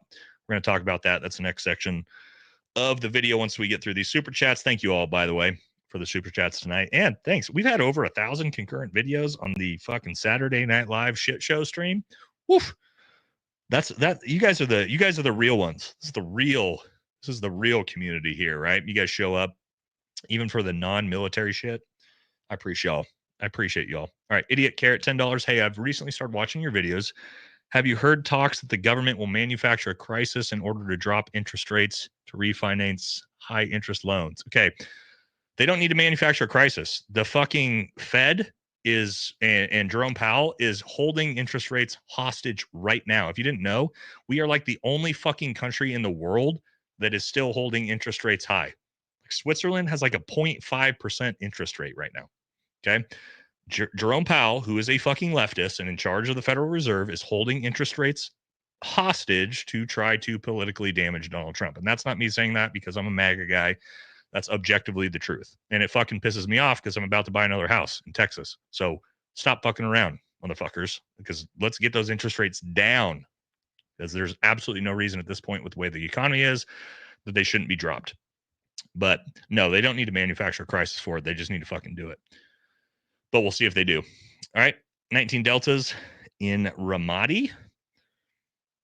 I wasn't there. I was not in Ramadi. Never didn't spend any time in Iraq. Retired 18 Zulu CSM. Get a hold of me. Yeah, message me on Instagram, bro. We'll chat. Anthony D. Napoli, $5. Do you recommend young men enlist and try out for special operations like Rangers, even though the government is corrupt? Okay, this is a good question. We get this a lot. We're kind of going into the military space, but that's fine, right? Because we still have some crossover. And we're getting into kind of the Tim Kennedy section. Yes. Section now. Yes. Your government being corrupt. Here's the thing. I get this question a lot, like, oh, I don't want to serve a corrupt government.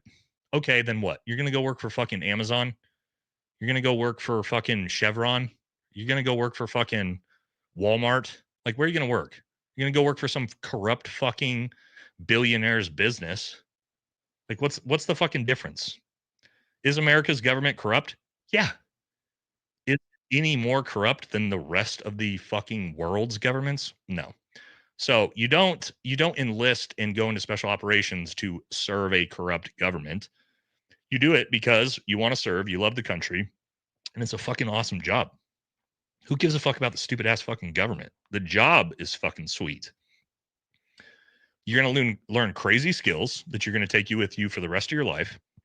Nobody will ever be able to take away from you. You're going to get a ton of benefits. You're going to get out, GI Bill, VA home loan. You're going to do just fine financially for the rest of your life, like while you're active duty, because it pays well. You get BAH. You never have to worry about you can buy a house, VA home loan. They'll pay your mortgage while you're active duty. It's a great gig, man. So don't fucking worry about the government. Yeah, the government's corrupt. It always has been. Like every government ever since fucking 6,000 years ago has been corrupt. Who gives a fuck? That's the way I look at it, right? And again, or what? Go work for some civilian fucking corporation that's just as bad. You're not going to escape the corruptness. It's not a thing. All right, Nomad $5 in the course now. What advice would you give yourself if you had to go back and do it again? Waiting to class up for SUT. Well, that was my hardest fucking phase for me personally. I don't know, Nomad, if you're an 18 X-ray, if you're prior service. Advice I could give myself if I went back now to in the phase you are. You've already made it. So, you've already been selected. You're already in the course. You're already doing it.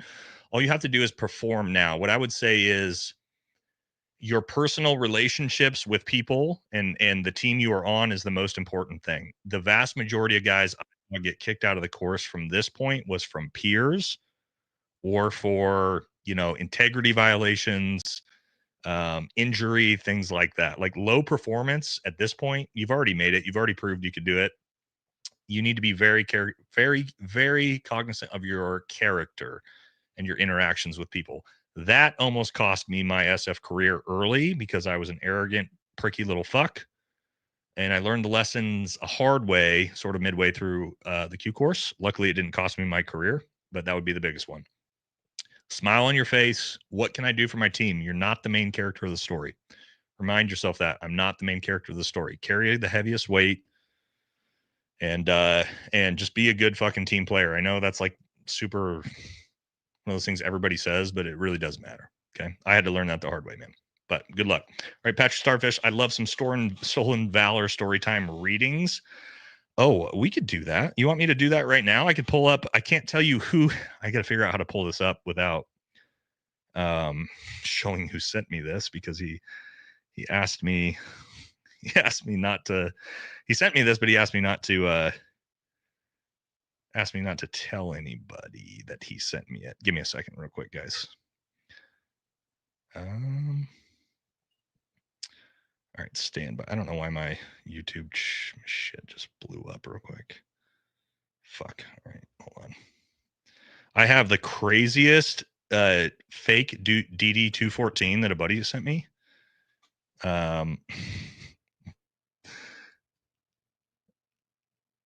Oh fuck, where'd it go? All right, give me a second to find it real quick. Oh, here we go. Here it is. Here it is. Here it is. Hold on. I got to download it so I can pull it up without anybody seeing. Okay, here we go. All right. Let me see if I can. No, I can't fucking do this. Yeah. All right. Well, let me figure that out at the end. I do have one. I got some crazy stolen valor I can show you guys here in a bit. But I got to figure out how to pull it up without showing who sent me it. Let's see if I can do it here. This is like outside of my wheelhouse of knowing how to run this. Window. Okay, I think I can do it here. Yeah, okay, I got it. All right. So let me zoom in here. All right, so check this shit out, guys.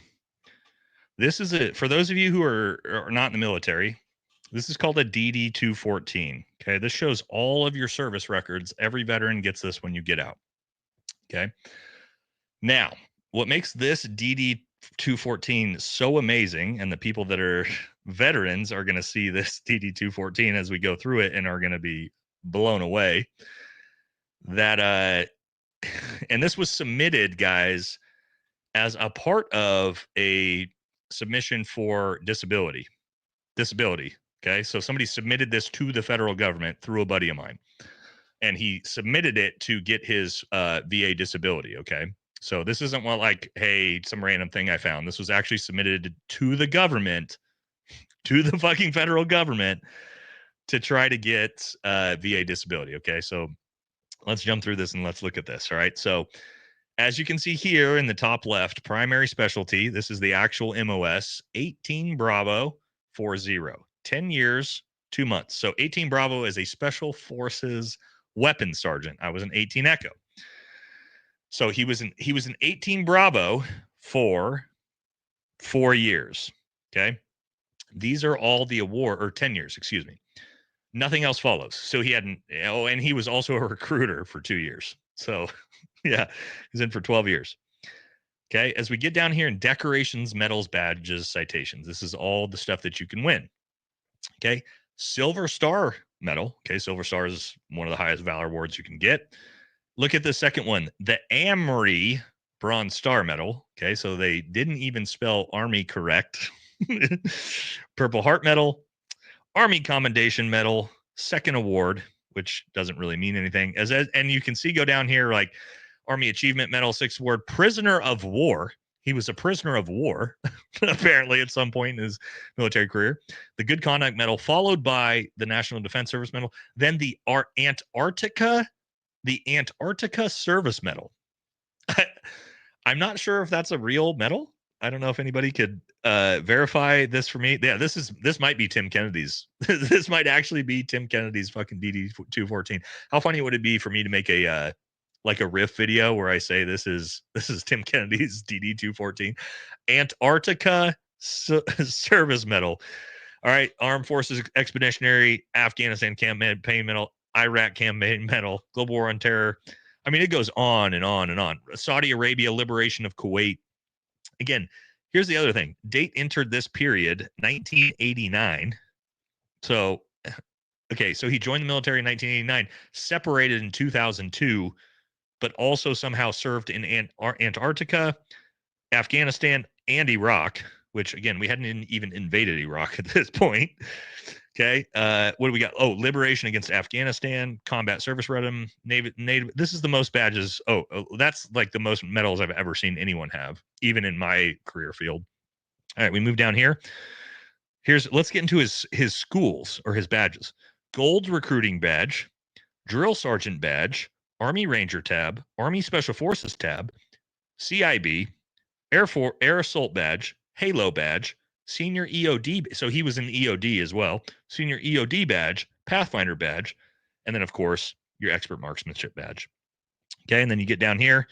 Yeah, he went through basic parachute course, air assault course, Pathfinder course, sniper course, Ranger school, Special Forces selection course, 4 weeks. It's actually 2 years. Special Forces school. I don't know what the Special Forces school, 2 weeks or 52 weeks. I think that means the Q course. It's about twice that long.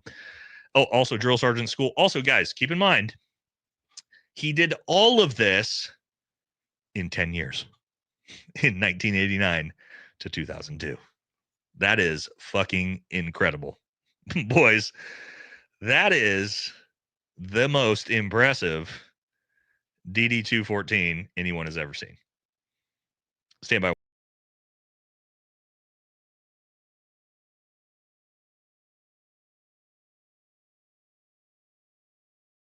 Hopefully I didn't lose you. I had to reboot the stream there real quick. So yeah, that is yes. 24 years in soft, and that guy makes me look an amateur. Yeah, he blows my DD-214 out of the water. He did all of that in 10 years. Jesus Christ, that's Jason Bourne. That is Tim fucking Kennedy right there, boys. Now, according to my buddy who sent me this, he also was an E5. He retired as an E5. An E5. So he was a recruiter. He was a drill sergeant. He was an 18 Bravo. He did all those things and only made it to E5. God bless him, dude. So, again, yeah, sergeant was spelled sergeant. Army was spelled wrong. And again, guys, he submitted that for his VA disability claims. That was part of his actual claims. That wasn't like, hey, talking at a bar, I did all these things. He submitted that to the federal government. That's just so. Anyway, you said you wanted some stolen valor. Luckily, I had some fucking great ones right there ready to prepped up. All right, we still haven't got to the Tim Kennedy stuff, but yeah, that was a good pivot, because when we talk about stolen valor, goddamn, that's all of that in 10 years. And again, like 1889 to 2002, and Antarctica Service Medal. I don't even know what the fuck. If that's a real award. I mean, badass if it is. But I mean, my fucking God, dude. All right, real quick, let's hit some super chats before we move on, so I don't miss them, and then we'll move into the Tim Kennedy stuff. All right, so we hit Patrick Starfish, we hit the story, we hit the Valley Ward Stiller time. That was some Don Shipley shit right there, right? That was real stolen valor. All right, Don Kadick, $20. Been working during recent lives, but I'm back with more donations. You're my boy Nate favorite channel all day. Thank you, appreciate it, brother. Yeah, man, you can make them, you can't make them. I just appreciate you guys being here. Hope you guys are having fun. All right, James Smith, $10. Is waking up a teammate giving you a tick check a legitimate thing? Asking for a friend? Are you talking about like looking for ticks on each other's buttholes and ball sacks? Yes, fuck yes, it is. Yep, that's very, very normal, especially if you're in the jungle. You gotta find them.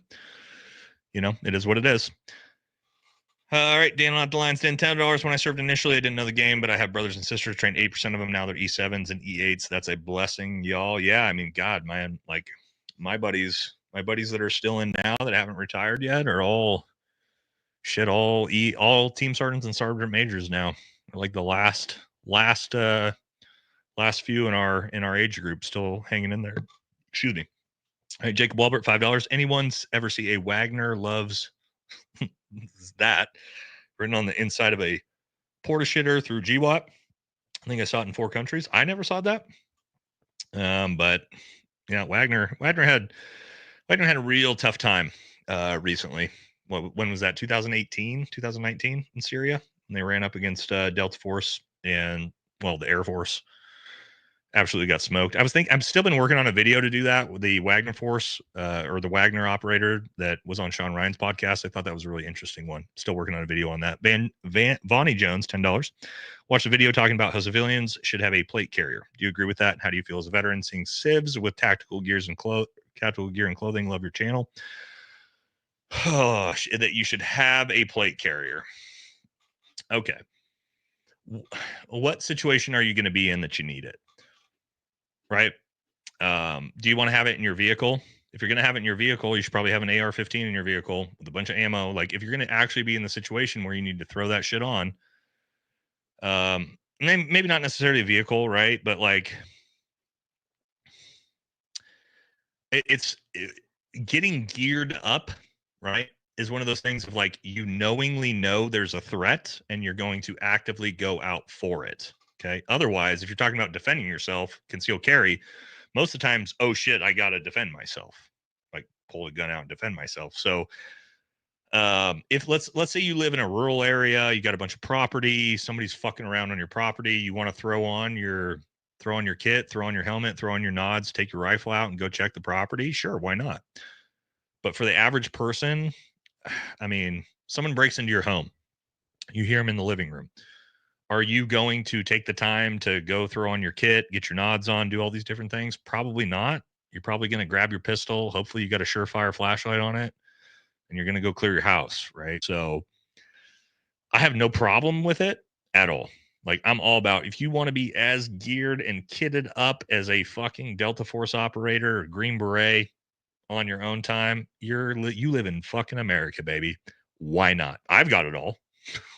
I've got all the things we're talking about myself, and I'm just a civilian now. So I'm not going to tell you not to, but the odds you need it, I don't know, pretty low, right? So, but is it the worst thing to have in your back pocket if you need it? No. If you like it because it's a hobby and you want to have it and you got money, fuck yeah, buy it all. I don't care. Anyway, that's my thoughts on that. Yeah, we hit that one already. All right. Why does it say 1986 and 87 for the second schools when he joined? Yeah, when he joined in 1989. Whoopsie. Dano, $5, 10 years of narcotics. He blows me away too. Yeah, I mean that's one of the most impressive DD-214s I've ever seen. And I've got some buddies, guys. I have some buddies that have DD-214s that look like that, but they have like 27 years in service and like 22 years in SF. Right? That's usually what it takes. Coop Twins, $5 with all his medals. You sure he's not from North Korea? Yeah, stacked on the chest like those North Korean generals. All right, we made it. Let's jump into the Tim Kennedy. Where are we at? Where did I put my Tim Kennedy stuff? Oh, here we go. All right. So what do we want to do? Do we want to do Tim Kennedy's? Let's do a clip of Tim Kennedy first because this one's just fucking obnoxious. Let's do this first. We'll do the clip and then we'll jump into the actual story of the botched withdrawal with Afghanistan and how it's all made up. And he is full of shit. All right. First things though, this dropped today. God bless, people. I've seen people talking shit about Dave Hookstead. First of all, I'm friends with Dave. I fucking love that dude. Dave Hookstead is a fucking amazing dude. He doesn't matter. He wasn't in the military. He doesn't pretend to be, but he's a journalist. And he is very well integrated into all of this, okay? He provides a ton of good information. We work with him. And Delta Force, I can tell you, Delta Force operators, including Brent Tucker, will tell you nothing but good things about Dave Hookstead, okay? So I see people like, oh, he shouldn't be involved in this. Why? He's a fucking journalist, and he's fucking good at it, okay? He's been digging up and providing us a shit ton of what we've been getting, right? So this is another one he sent me and put up today of Tim Kennedy. This one is fucking crazy. I sent this one to everybody, right? The BRCC guys, everyone. It's just this one's almost shocking. I don't know if Vanessa did Anti-Hero. Did you guys put this one on the live on Thursday? I think this one came out afterwards, but we're gonna put it up on the screen right now. Okay. This shit is fucking crazy. Let's take a look at this. Afghanistan, ambushed, overran, literally shot. Gun saved my life, and the magazine capacity was a big factor in it. And I was in Afghanistan, ambushed, overran, literally shot. Gun saved my life. One more time. And the magazine capacity was a big factor in it. And I was in Afghanistan, ambushed, overran, literally shot. Gun saved my life, and the magazine capacity was a big factor in it. And okay, so you guys heard that there. I was in Afghanistan in an ambush, being overrun. I was literally shot. This gun saved my life. Now, he was literally shot in a near ambush. Also, hold on a second. Let's pull this back up. You see the gun he's saying saved his life in a near ambush? Let's talk about this because guess what? I've been in a near ambush. So I can comment on what they are like from 10 meters away. Okay. Real quick. Look at the gun he's fucking talking about. I was in Afghanistan, ambushed, overran, literally shot. Gun saved my life. Talking about a fucking sniper rifle. Talking about a fucking long gun. Probably a Shy-Tac. That's not a Shy-Tac. But he's talking about being in a near ambush, being shot at point blank range, and a sniper rifle saved his life. A sniper rifle saved his life in a near ambush. I could tell you this, guys. Isn't it? Yeah, I think it is a 110, which is a great gun, right? We have them on the teams. But no, a sniper rifle, an M110, did not save your life in a near ambush after you were shot. That might have been, at first it was a Shy-Tac that he was hip firing. Now it was an M110, I guess. That's the last fucking gun you were going to use in a near ambush. I know, I've been in one, right? You're going to pull your pistol out in a near ambush before you're going to use a fucking sniper rifle. But also, he was shot. He says there he was literally shot. He has no Purple Heart. You're telling me he got shot in a near, like, think about the heroism of that story if it was real, right? Being overrun in an ambush, he gets shot, he fights off, saves his own life with a sniper rifle. That's let me tell you guys, Medal of Honor story. So he didn't get a ARCOM V or a Purple Heart for that. That's pretty wild, guys. Really? You didn't get either of those awards? Your officer, Travis Warlock, refused to put you in for a Purple Heart after you got shot in a near ambush? Is that how things work? Anybody in the military here? How many? I know we got a bunch of people who served here. What's the likelihood you could be in a near ambush and get shot and not end up with a Purple Heart and a shit ton of Valor awards, most likely. It's just like, what the fuck? Yeah, he's going to fix it when he retires. He got shot now. That's an insane lie. Yeah, this right here. That's an insane lie. It is. That is fucking crazy that he said that. Right? So now he's been in his stories. Yeah. See, he got shot now. That's what he said. He fucking said it. I'll fucking play it one more time for everybody here, in case you didn't believe me. Overran, literally shot. Play it one more Gun time. saved my life, and the magazine capacity was a big factor in it. And then I was in Afghanistan, ambushed, overran, literally shot.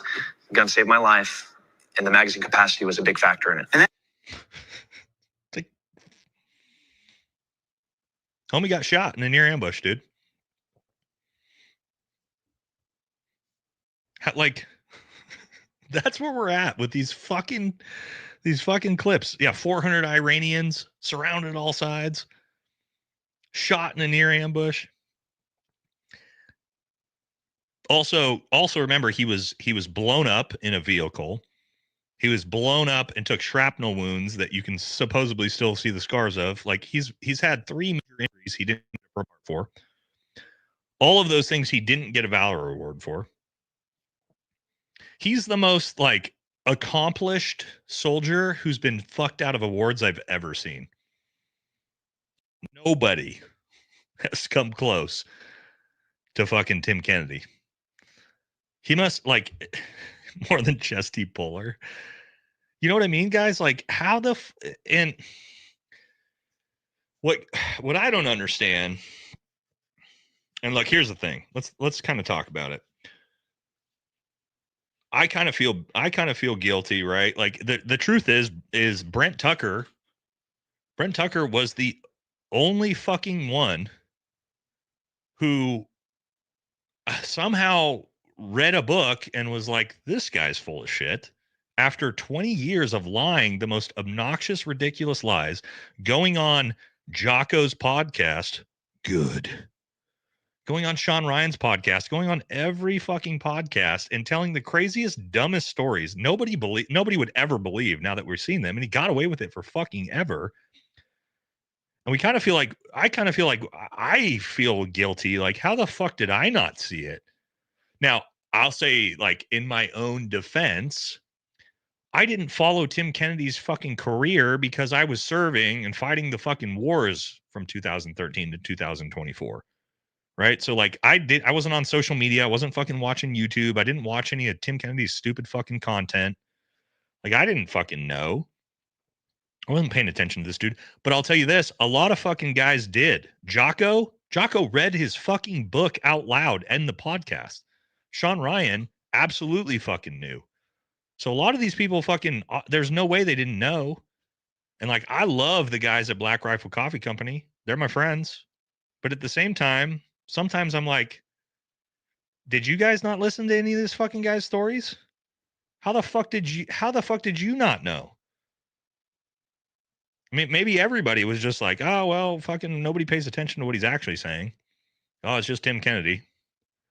I don't know, guys. I don't know how we got to that. I don't know how we got to the point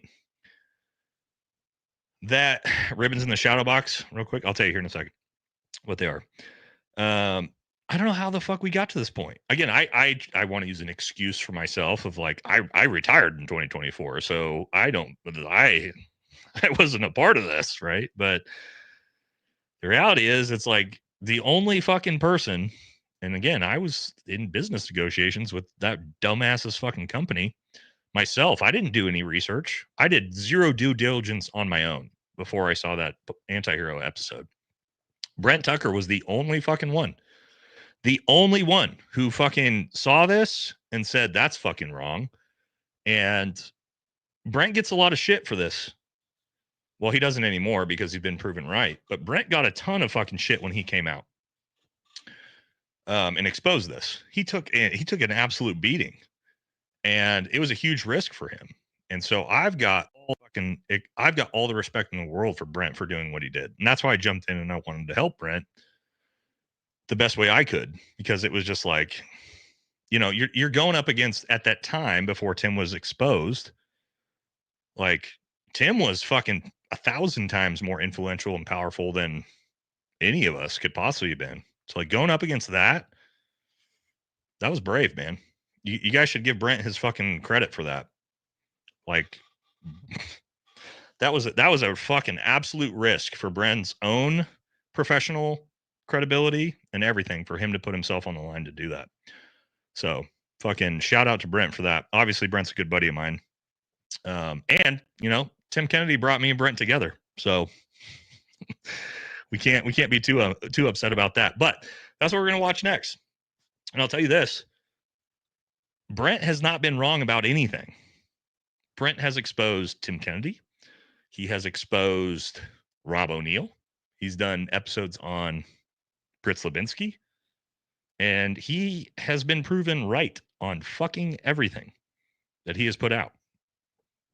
And so now what we're going to watch next is the next big episode that he alluded to it in his live, where he looked like a fucking Taliban village elder trying to look like George Washington. Yeah, Brent's gonna expose me next. Yeah, probably. The good thing about me, guys, is I'm 100% honest about my career. Watch my episode with Brent. I don't hide anything. I don't claim to be anything I'm not. I had a good career. I deployed a lot, mostly to Asia, some in Afghanistan. I got a lot of good combat in Afghanistan. I'm no fucking crazy war hero like a lot of my teammates. I didn't have 6 deployments to the Middle East like guys like Andy Stump or Brent, but that's okay.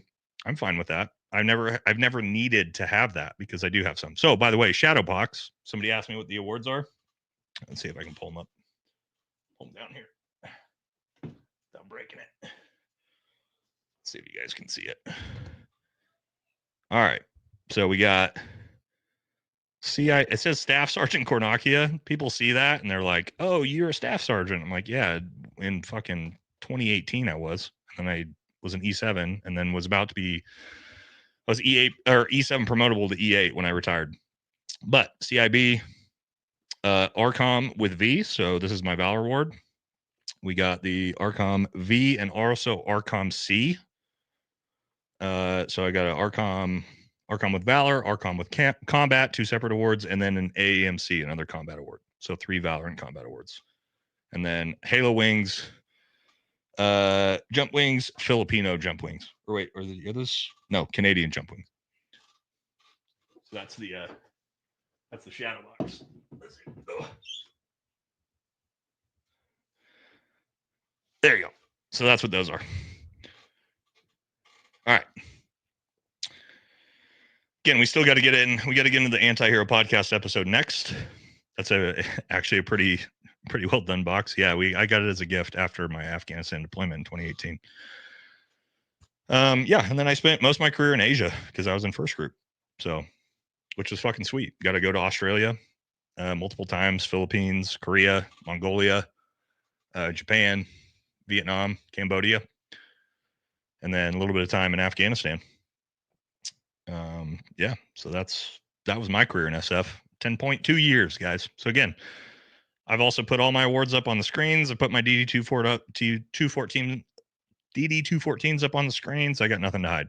Thailand was the one fucking country I never got to go to, and it's the one that's where my dad spent all his time when he was in SF. But no, I never got to go to Thailand. I was actually, my ODA was gonna go to Thailand when I had to get both my shoulders reconstructed. So when I was finally about to go to Thailand, I had to medically retire from getting too fucked up on a jump. All right, super chats, and then we have to get to this new Tim Kennedy stuff on that Brent talked about on the Anti-Hero podcast. All right, real quick, hit the rest of them. With all those medals, you sure he's not from North Korea? Oh, we hit that one already. Yep. Don Keydick. Okay. All right. Donkey Dick, $5. You mispronounced my last name, bro. Got it this time. Diddy's Already changed the profile picture to the dog the bounty hunter Diddy one. That was a good one, right? I love Valhalla Tactical. No homo. Appreciate you, brother. That's funny. Retired 18 Zulu CSM, $5. I've been in contact with Hookstead, already helping him verify information. That's good. All right, Diddy's lube broker. Lube for money, $10. My pronouns list 19 Delta Scouts, SF groups, CAG, A-10 pilots. Got some wild stories from having SF dudes for neighbors and Hope Mills outside of Hope Mills. Oh, yeah, okay. Yeah. I know what you're talking about. Hope Mills outside Fayetteville. Just a lowly 82nd dude. They were cool as fuck. Yep. That's Southern Pines, Hope Mills, and Fayetteville, right? That's where sort of the mecca of SF. Howie, $2. TK is the new Chuck Norris, trying to be the new Chuck Norris. Fuck, dude. He was close. Fat Boy, $5, no dono, or no comment. Fat Boy, another $5, no comment. I think you probably meant to. I appreciate it. Regardless, though. Penta Axstein, $20.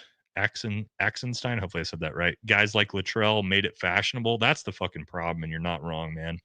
That story was sort of the fucking start of all this grifting bullshit, man.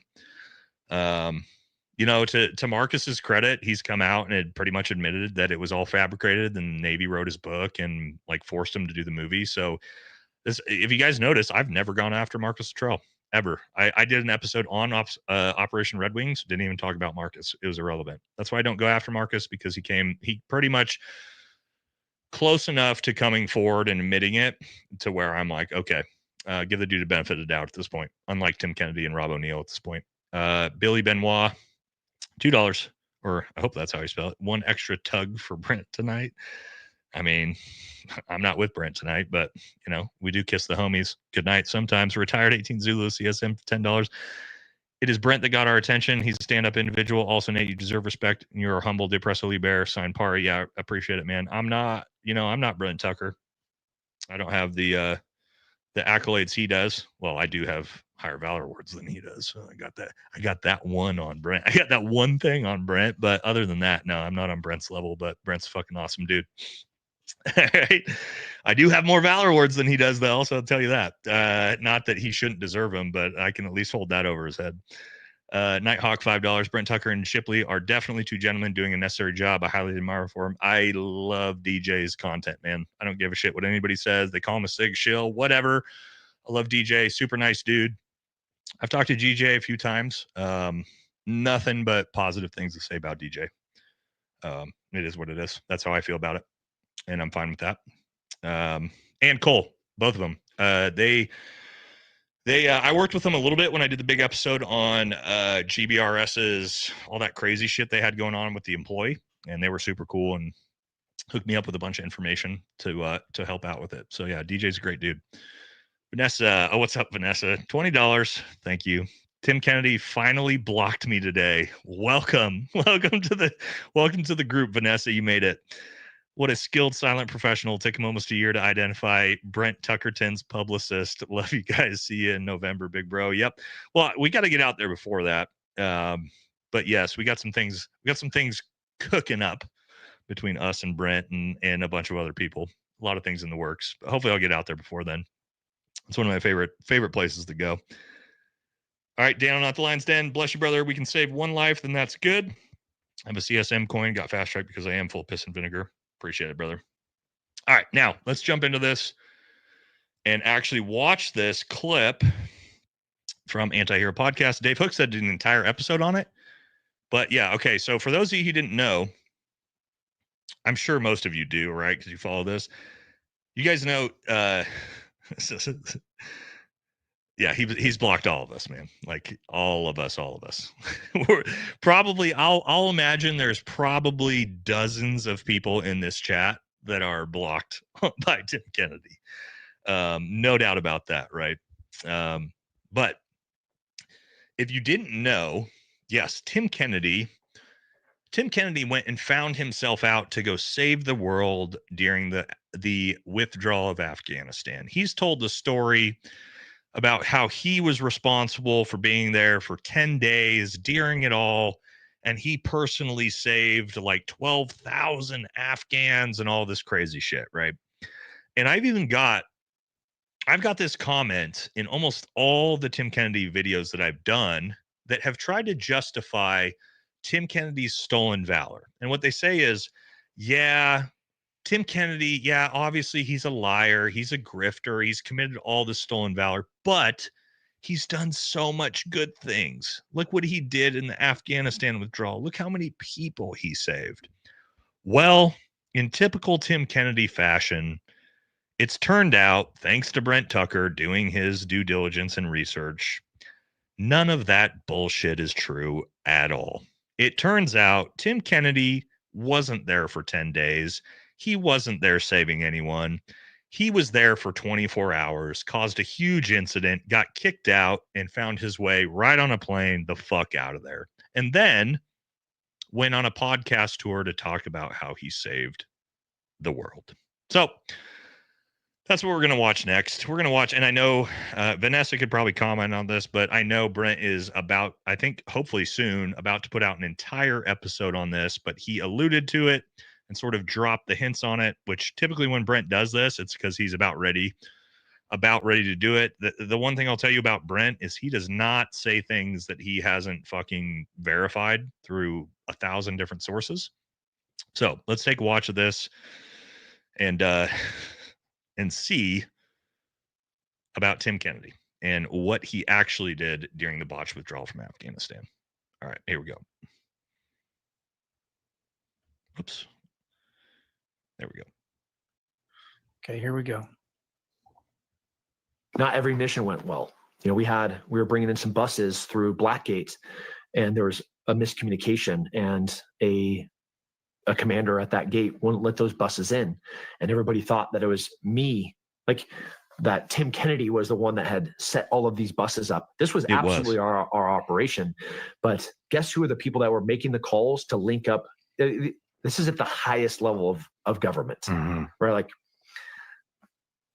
the most elite commanders on the planet are saying who's getting on these things and trying to communicate that down to a ground captain or a ground light colonel that's coming from like a 4-star joint level is where wires get crossed, right?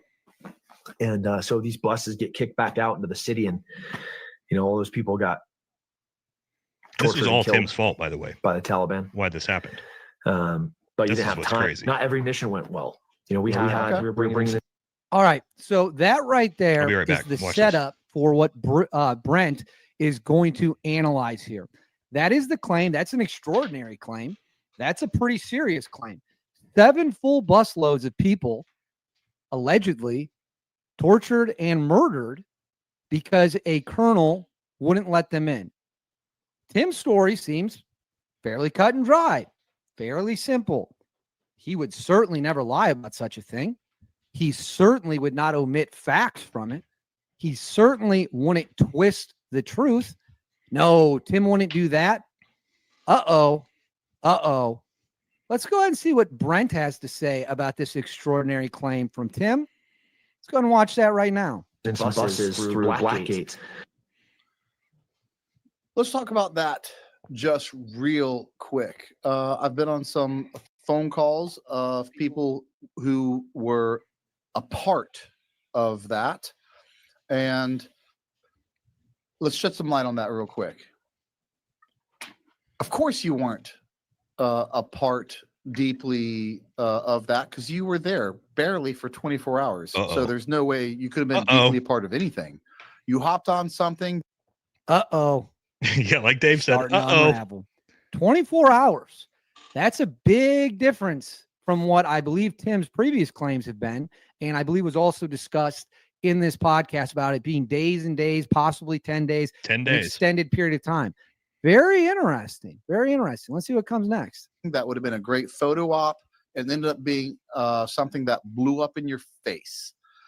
There was a massive security threat that you wouldn't have known about because you're not tied into anything and you were barely there.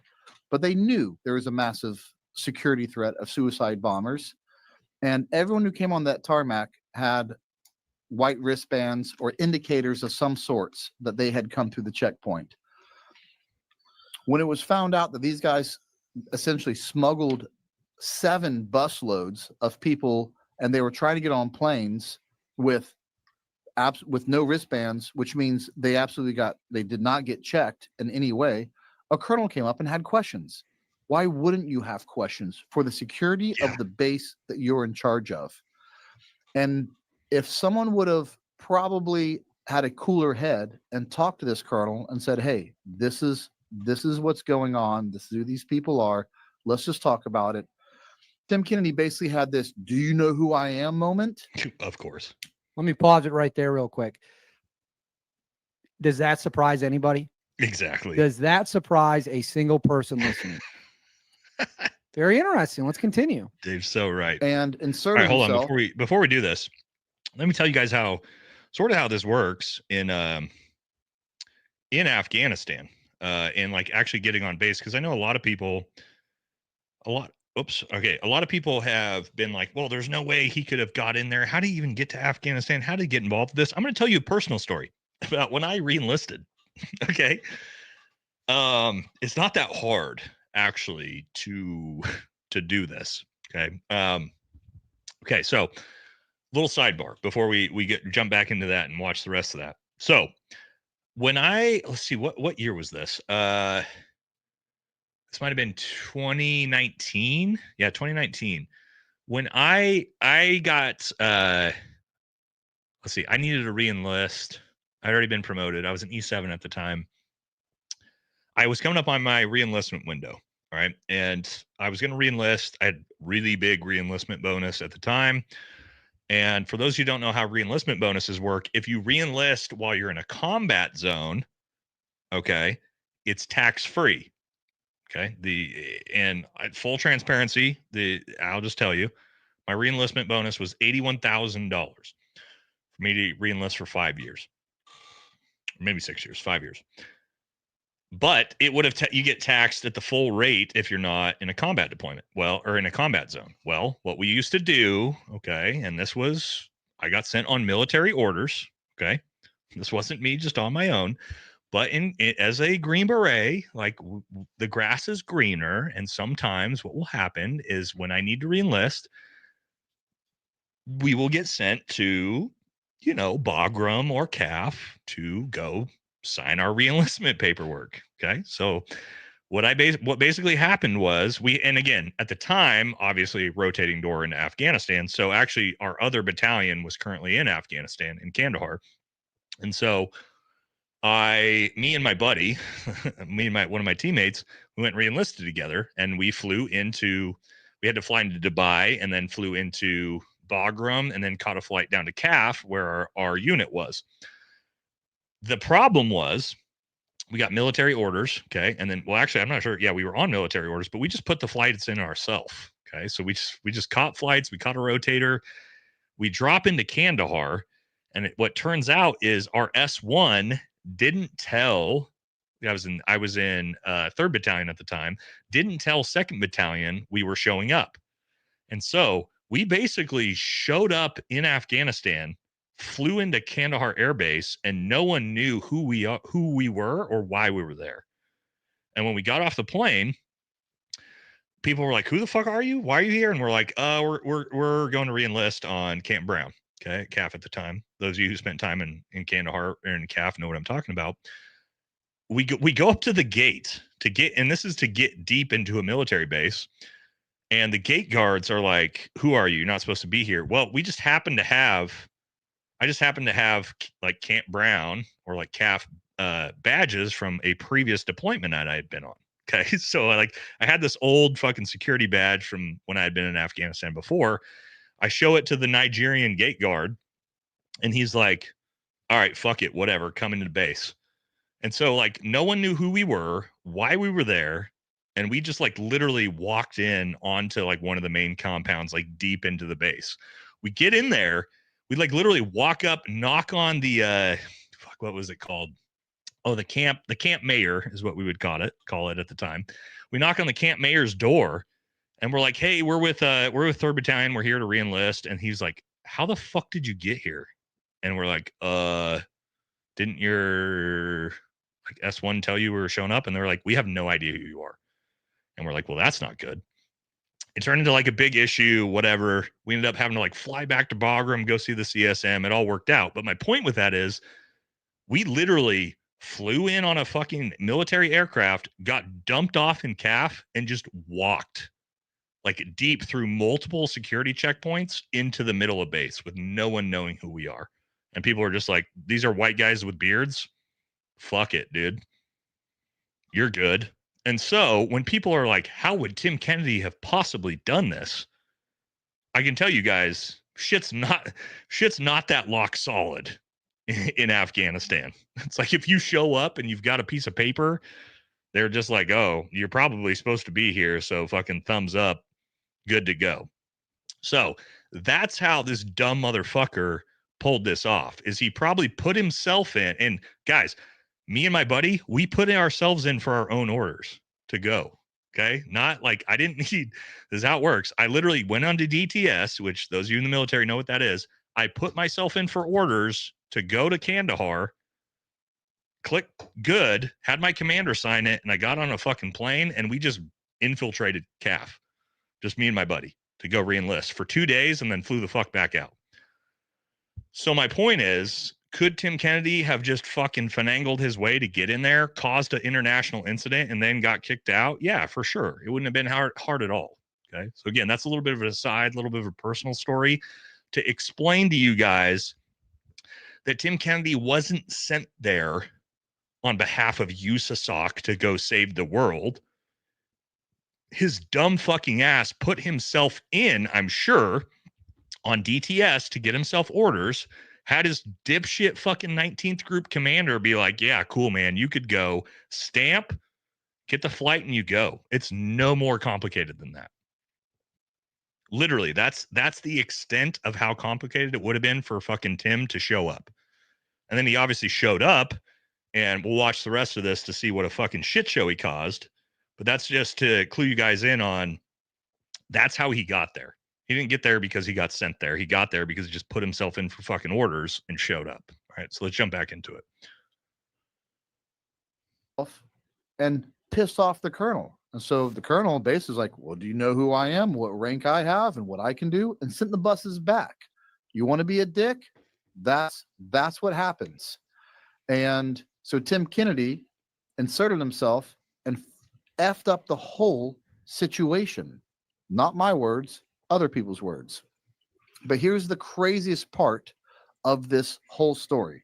He said they got sent back out and tortured and killed. You want to know what happened to all of those people in the buses that were turned around? Absolutely. They were eventually put on planes and they made it back to wherever they were going just fine. All right, let me pause it there again. Let's react to this a little bit. This is the thing with facts and documentation and eyewitness accounts and record keeping. When you say one thing, if it's easily enough fact checked, even if it comes years later, it'll blow up in your face. That's just the way the world works. And that's going to lead me to something else we're going to talk about later in this video. So Tim says 7 whole busloads of people were tortured and killed. Brent on the Anti-Hero podcast says he talked to people and all 7 buses got on the planes after doing it the right way. Those stories are on complete opposite ends of the spectrum. Which is it? We got 7 busloads of people who've been taken out. Or we got 7 busloads of people that were essentially delayed because they went somewhere they weren't supposed to and then came through the proper channels and everyone survived. It's one or the other. Everyone got killed? Nobody got killed. Well, I'm not an expert, but I'm guessing that there would be some documentation of the people who was on those buses and whether or not they were put on planes. That seems pretty simple. And Brent seems very confident in his sources. And why wouldn't he be? Everything else he's floated about this disastrous web of deceit, if you want to call it that, has more or less checked out.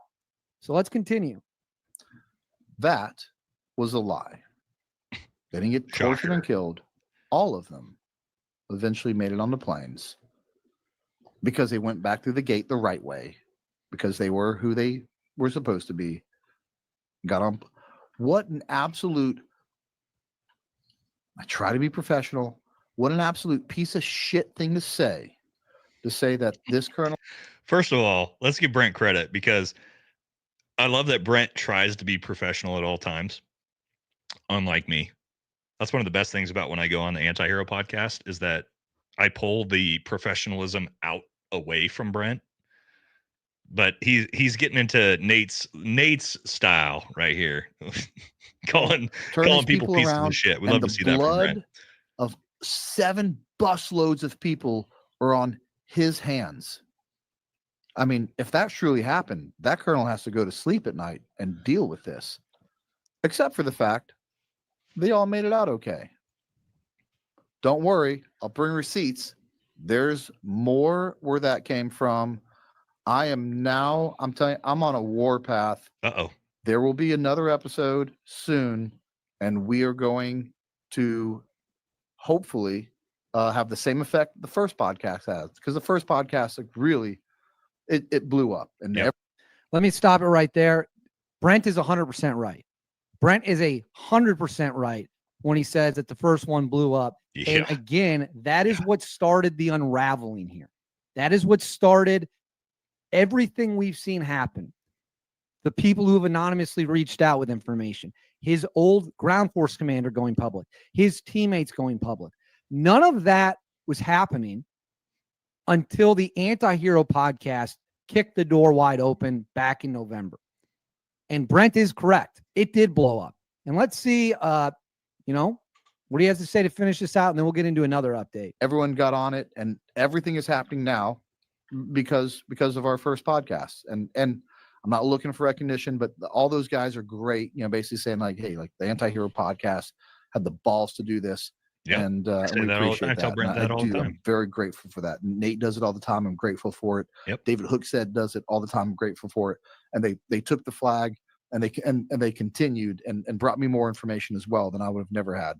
So I'm grateful for that. But this is far from over. There's so much more that'll blow your mind, and just hang on for a little bit more. It's coming. All right. We'll wrap that up there. Pop this off the screen.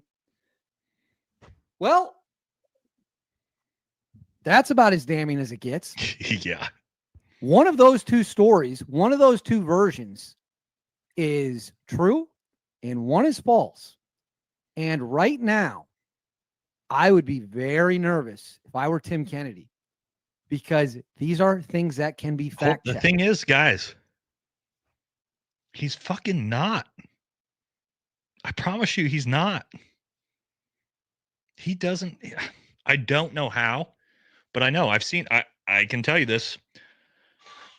I've seen conversations with him and people involved, and he's not budging.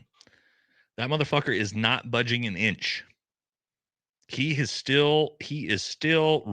going to fall on his sword that he is 100% honest about all these things. He was shot in combat in a near ambush. He killed 20 people from a sniper tower. He's got Valor words and Purple Hearts, but he also doesn't. Right? He's not budging. I've had a lot of conversations with. See, here's the thing. I'm always balancing what to tell you guys, because for those of you who aren't in the special operations community, and I'm not saying this in a demeaning way to you guys at all, what I'm saying to you guys is this is a very small community. Okay, all of special operations. When you talk about SEALs, DevGru, Delta, Green Berets, it sounds like a lot of guys. It's not. We are all connected through like one phone call away. We all either know each other or, again, know someone who knows someone. The amount of people who are involved in these things that don't want to be public, because a lot of them are just trying to live their lives, but are willing to give up and contact and give us information anonymously, and I'll talk about Rob O'Neill and some of that stuff here in a second, would blow your mind, guys. We all talk about, and I'm talking about Tim Kennedy's closest friends, right? Throw them in the chat. Who do you think Tim Kennedy's closest friends before this was? You think I don't know them personally? You don't think we talk to each other? Of course we do. Now, a lot of this is like, again, when you're asked, because people are like, well, if you know all this, why don't you just fucking say it? Why don't you just tell everybody? Why doesn't Brent just tell people who said what? Because when you're told something, and Dave Hookstead as well, when you're told things in confidence or, again, anonymously, you're not going to burn your sources. I'm not going to say X person told me this, and now I'm going to out them and say they told me this after they said they told me these things. Why would I do that? Then I ruin my relationship with them. And I also, I again, out of respect to them, they asked me to say, they told me this in confidence. I'm not going to do that. You guys know that, right? But so that's my point is we fucking know all of this, guys. Whether it's Rob O'Neill, whether it's Tim Kennedy, whether it's John Shrek McPhee, name it. Because of how interconnected we all are, I can make one fucking phone call to one of my buddies that's in DevGru and get a confirmation on this, aka Rob O'Neill. When I did that episode where I said, "Oh, turns out Rob O'Neill put himself in for a silver star. He was also P&G'd and kicked out of fucking DevGru." How do I know that? Because I can reach out to one of my fucking friends who served with him in DevGru who confirms, yes, not only that, Rob O'Neill had his fucking name pried off of fucking B Squadron. Or not B Squadron. Let me pull it up real quick. See, this is the type of thing. I can fucking do this, right? B Squadron's Delta. Real quick.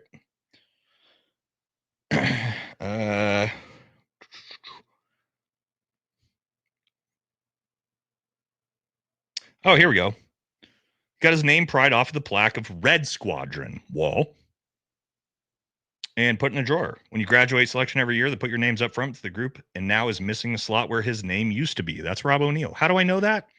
Because I fucking have friends, dude, that serve with the motherfucking idiot. Right?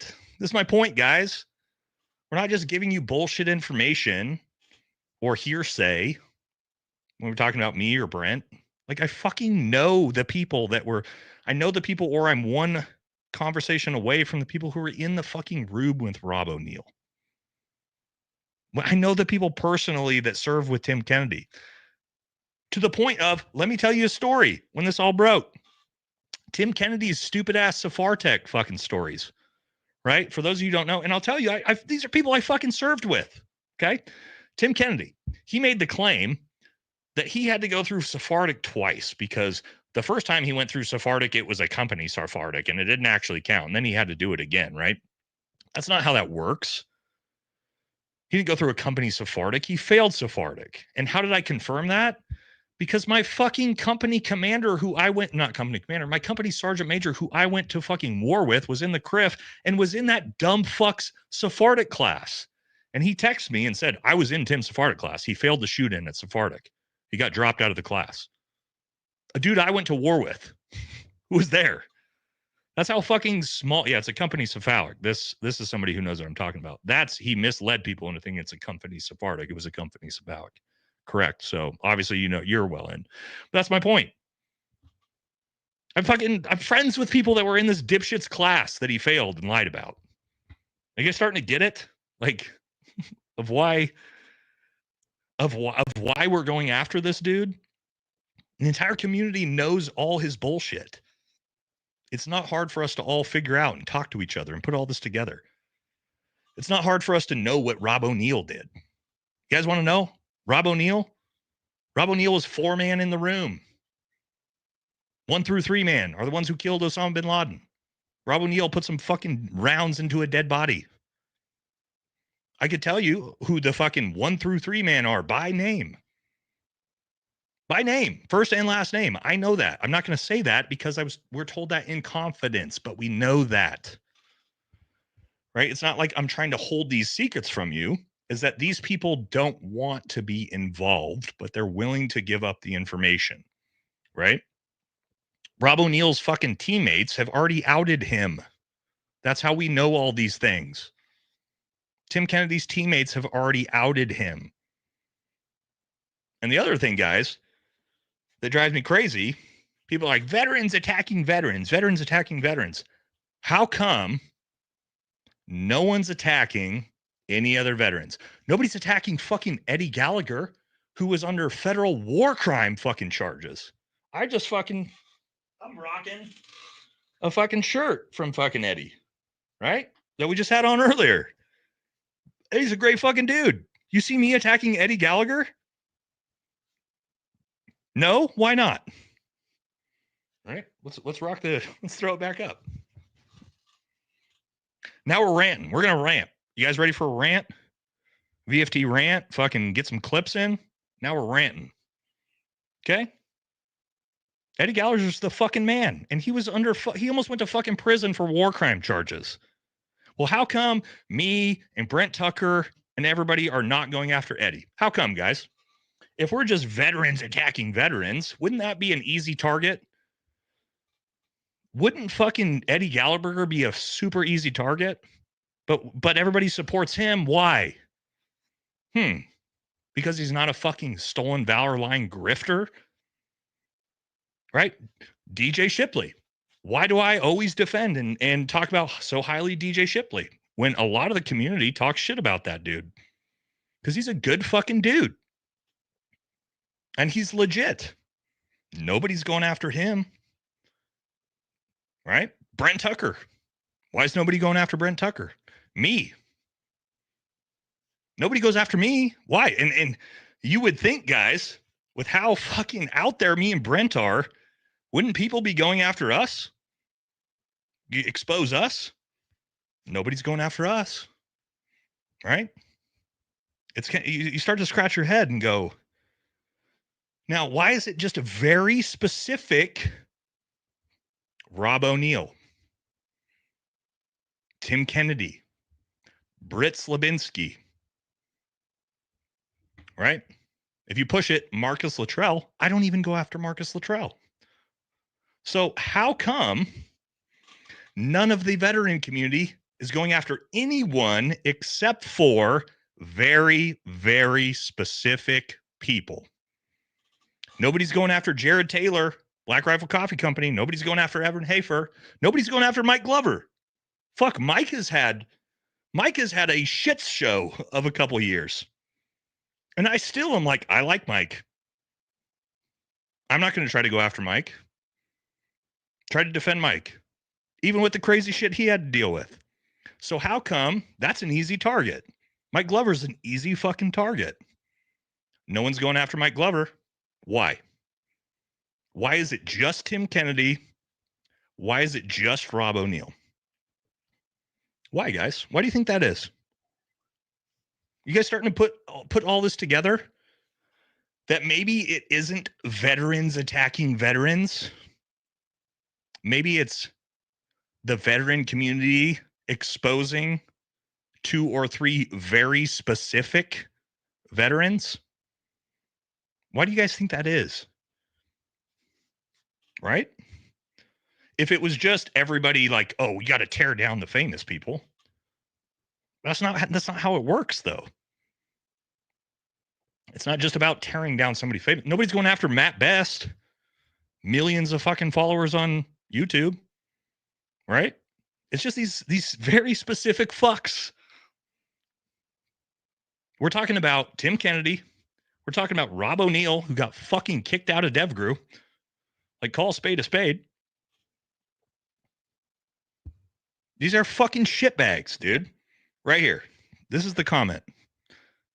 Because the soft community is done with these fucking shitbags. And this is the reality, guys. And Brent, me and Brent, a lot of us will tell you this. This is really how it works. You want me to explain how this whole thing fucking, how we got to where we are? Because I can explain it to you. It's pretty easy, actually. How do these fucking grifters get away with this? Well, the reality is,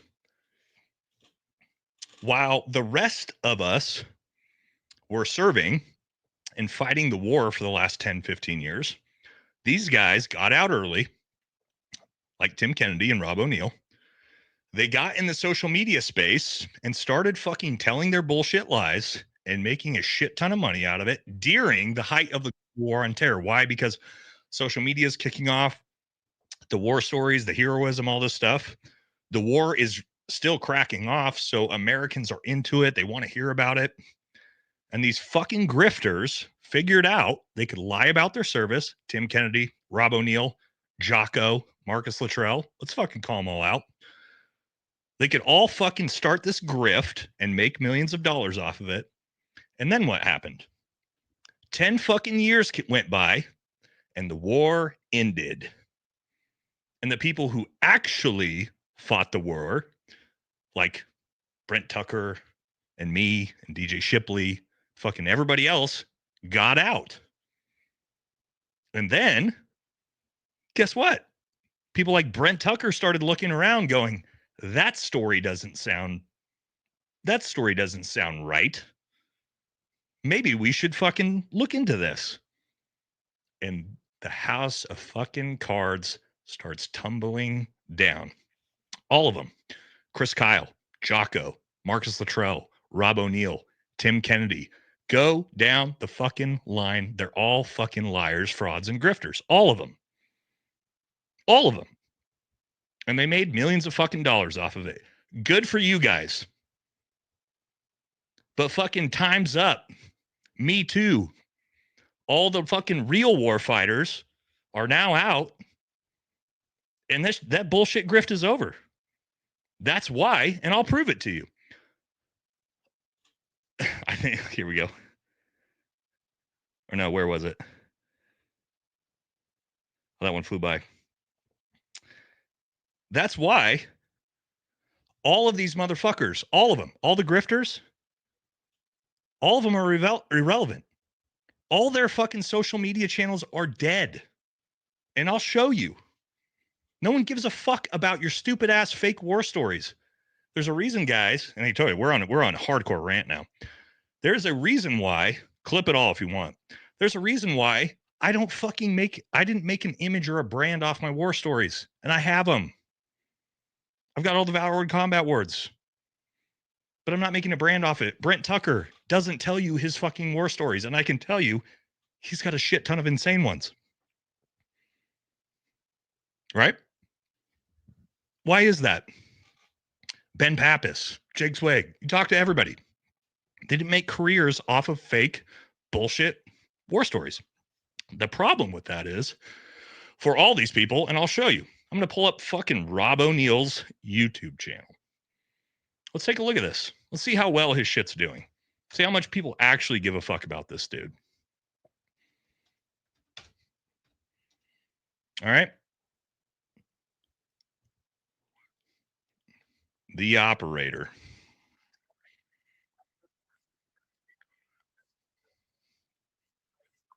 All right, stand by. Let me pull this up.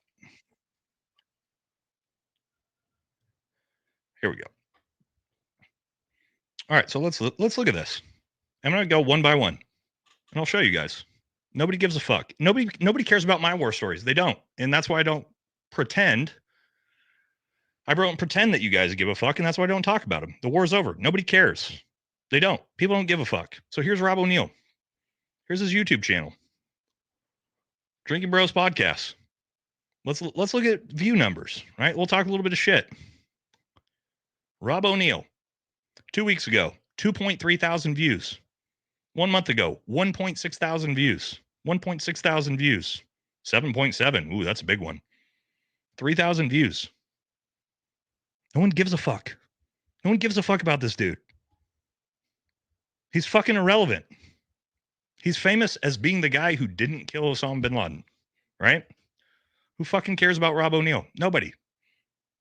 Now, this isn't to brag or talk shit. Let's just look comparatively to a guy who doesn't fucking do any content about his own war stories. Here's my fucking videos. 101,028. This was the one, Israel, we got popped on. We got fucking shadow banned. 174,000, 230,000, 114,000, 55, 62, 53. All right. 69, 102, 267,000. No one gives, yeah, and these dudes, let's look at fucking Jocko. Why not, dude? We'll talk enough shit. We'll get everybody pissed off at us.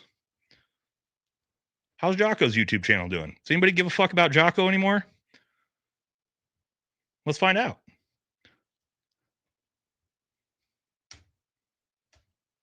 Jocko podcast, 2 million subscribers, 10 times more than me. One of my direct. How you doing, bud?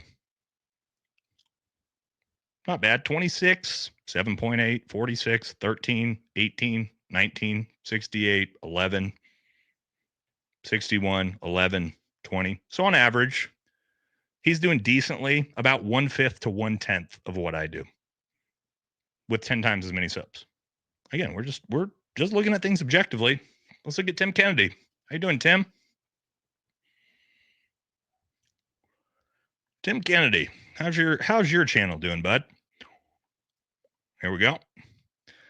This one, guys, 76,000. Do you guys know why that one has 76,000 views? You guys know why Tim Kennedy's video right here? This is a very odd number compared to the rest. You know why this one right here, the whiteboard one, has 76,000 views? Because of me, because of my fucking video making fun of it. That's why this video has fucking views, right? But if you go to the rest of them, 4.2, 5.2. And we got a good one here, 64, right back to 3.5, 13, 3.5, 10, 13, 16. Again, nobody gives a fuck. He had one big video. The only reason he got that big video is because, again, I made this video making fun of his stupid ass whiteboard video. And so people went and wanted to go see, like, oh shit, let me see the whole thing, right? We'll pull that one up right now. Right? This one, 114,000. That's why people went and watched that. SF comparing YouTube videos is pathetic? No, it's not. This is proving a point. This is my point. No one gives a fuck about war stories anymore.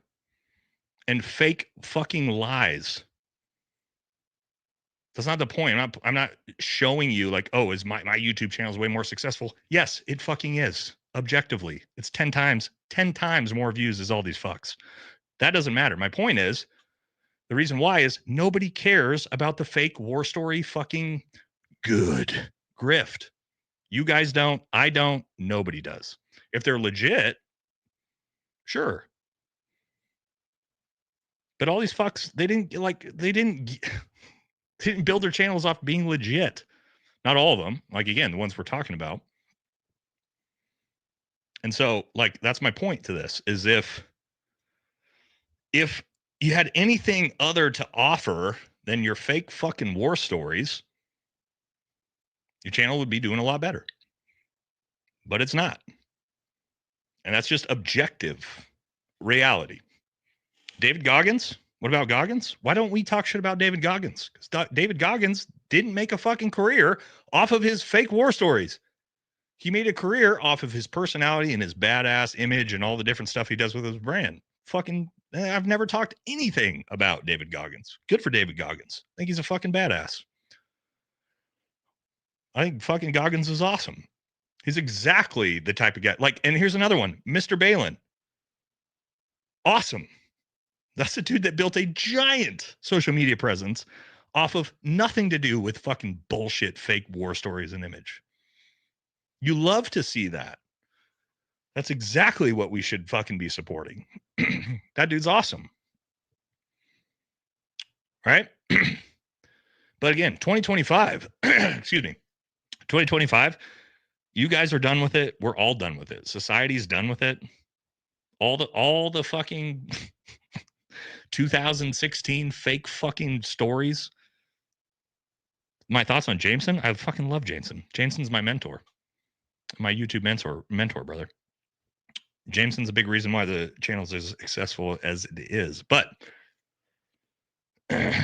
my point is, like, people are like, oh, you and Brent just attack other veterans. No, we don't. We attack very, very specific veterans.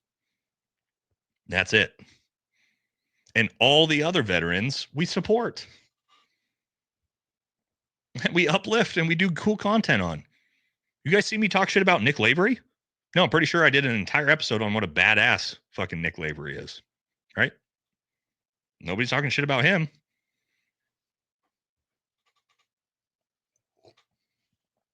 Just saying. All right, let's hit some super chats. I know we a fucking hardcore rant there.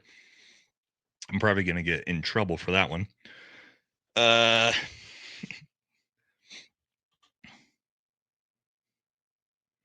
yeah. Yeah, I know. I don't.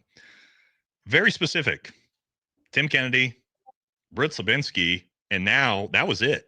Now Rob O'Neill just the first anything I've said about Rob O'Neill was since he started drunk fucking tweeting and attacking my friends. Dave Hookstead and Brent. So he decided that he wanted that smoke. Not us. All right, let me hit these super chats. Again, we went on the hardcore rant there a little bit, but that's okay. I'm gonna clip that. I'm gonna get in trouble, but that's what I do. Also, I don't give a fuck, dude. I don't give a fuck. Get upset about it if you want. To all these dudes. Here's the other thing, man. If you're fucking Tim Kennedy, Rob O'Neill, try to talk some shit back, dude. I'm 10 times more clever and funnier than you are, and I'll fucking absolutely roast you. Not a problem. All right, here we go. Let's jump into these. Ricky Ross to $5. If you remember, ask your dad if he knows Nate Jack Frost. He's a great uncle of mine, and he was in Saga as well. Nate Jack Frost. I will. My dad wasn't in McAfee Saga, though. He was in 46 Company. Jim Day, however, was, who I've obviously a close relationship through my dad. Nate Frost. Got it. Okay. Who I meant by Shipley Sr. is DJ's father and his YouTube channel. Yep, DJ Shipley's dad. That's a whole nother conversation in itself that I don't want to go down the road of. Nordic Marius, 50, whatever this is. Appreciate it. Oh, Norwegian. Okay. You said you have Norwegian roots. I don't have Norwegian roots. I have Swedish roots. Will you ever visit the homeland?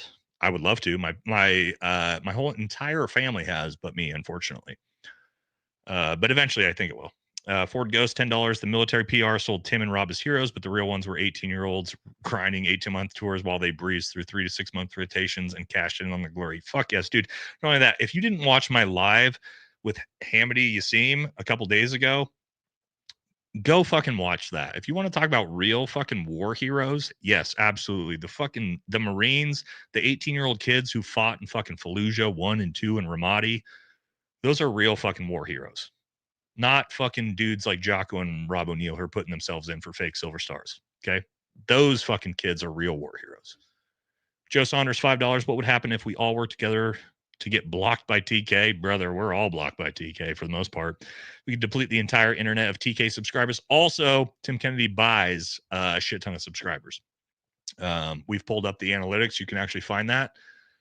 Yeah, he's paying for views and subscribers now, allegedly. You know what I mean? He's probably looking for any reason to sue us, so we got to be careful with that. American Cody, $5. I think he deleted his IG. No, brother. That's because you're blocked.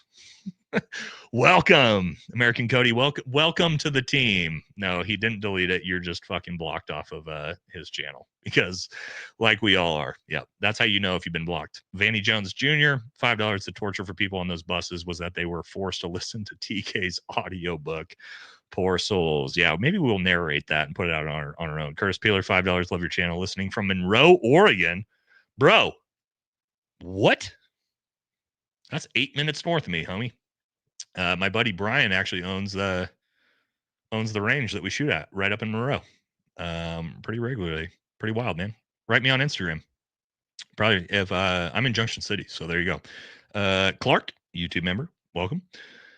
Tired 18, Zulu CSM, Wise McPhee getting brought into it. I was in SMU with him not long before he retired. He's pretty legit because Brent Tucker has started to talk about him potentially being not as legit as he is. I have no idea one way or another. I wasn't with him.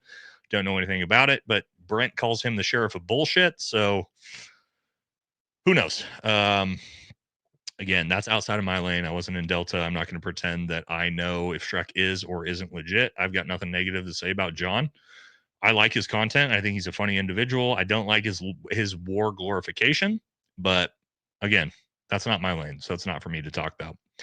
Matthew Hawkins, $5. TK website backup still has BRCC back on there. Yes, I can promise you that. It's blows my mind. Yes, and I'll say this for you all to know, because again, I will be out. I literally am doing a fucking live stream with Jared Taylor and Uncle Laser Friday. I'll be hanging out with Jared out at his place. I'm good friends with Jared Taylor from Black Rifle Coffee Company. I'm friends with Evan. Tim Kennedy is not sponsored by Black Rifle Coffee Company. They've made that very clear. They gave me their lawyer messages to put out to show you guys. He refuses to take it down off his website, and they most likely will be suing him. So I don't know how you get to that point as Tim Kennedy, where you're think about this, guys. You're so mentally unwell that you're willing to get sued by a company who isn't paying you because you refuse to stop telling people that that company is sponsoring you. Do you guys understand the mental delusion and the mental illness that it must require to get yourself to the point where a billion-dollar company has to sue you to stop telling people that they sponsor you? That's fucking insane. That is literally insane. Maybe I'm wrong. Does that not seem crazy to you guys? I don't know. Clark, $2. I knew MSM said Rob was the shooter. It was a lie. He did. Rob did shoot. He shot some rounds into a dead body as foreman. That's fine. That's why I never gave Rob a hard time. But then he started talking shit on Twitter, which was dumb. Sam Rappaport, $10. I was at the range when you went live. Just got home to watch the recording, and my guy is still live. LMAO. Love it, dude. Pit Vipers looking fire. FTK. Yeah, brother. We are Saturday night. These are the have a good time streams. Again, I don't know how we obviously got a little sidetracked. We've the first 2 hours of this were non-military, non-TK, non-drama.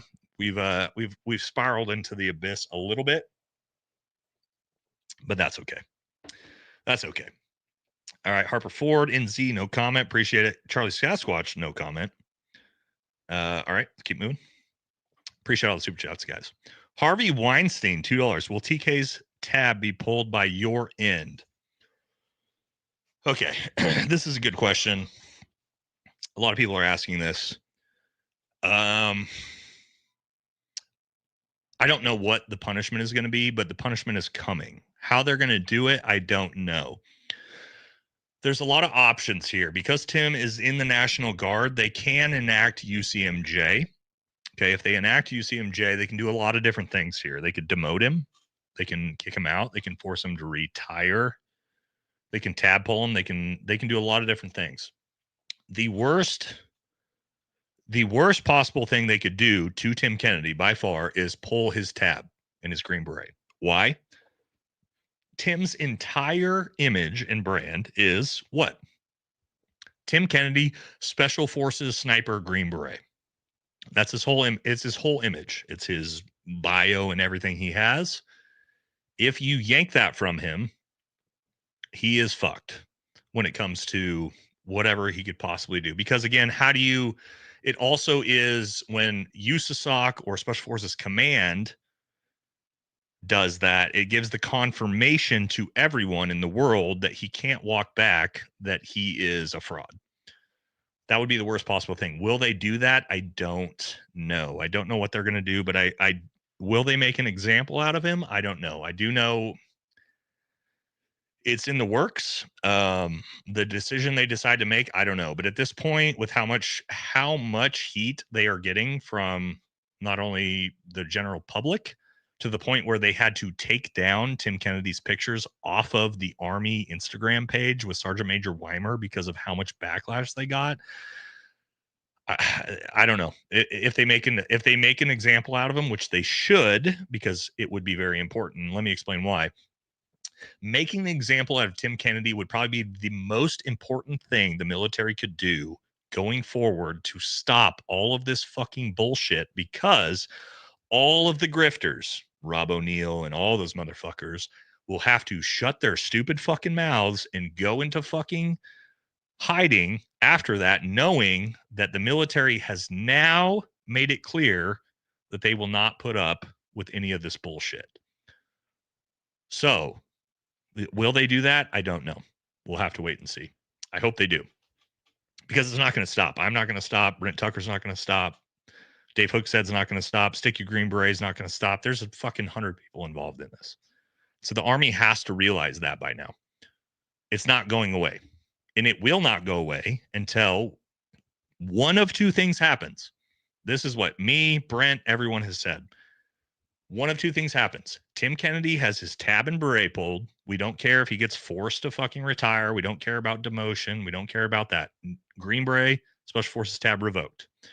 Or Tim Kennedy comes onto a podcast with Brent Tucker and me, let's say, for 3 hours, and he gets walked through every single fucking lie he's ever told and admits that it's bullshit. Those are the two options at this point. There is no in between, and we will not stop until one of those two things occur. That's where we're at this point. Also, Harvey Weinstein, we miss you, bud. Hollywood is falling apart without you. We'll just say that. Harvey Weinstein, $5. Did Jocko shoot a CIA informant in the face while going out onto the battlefield?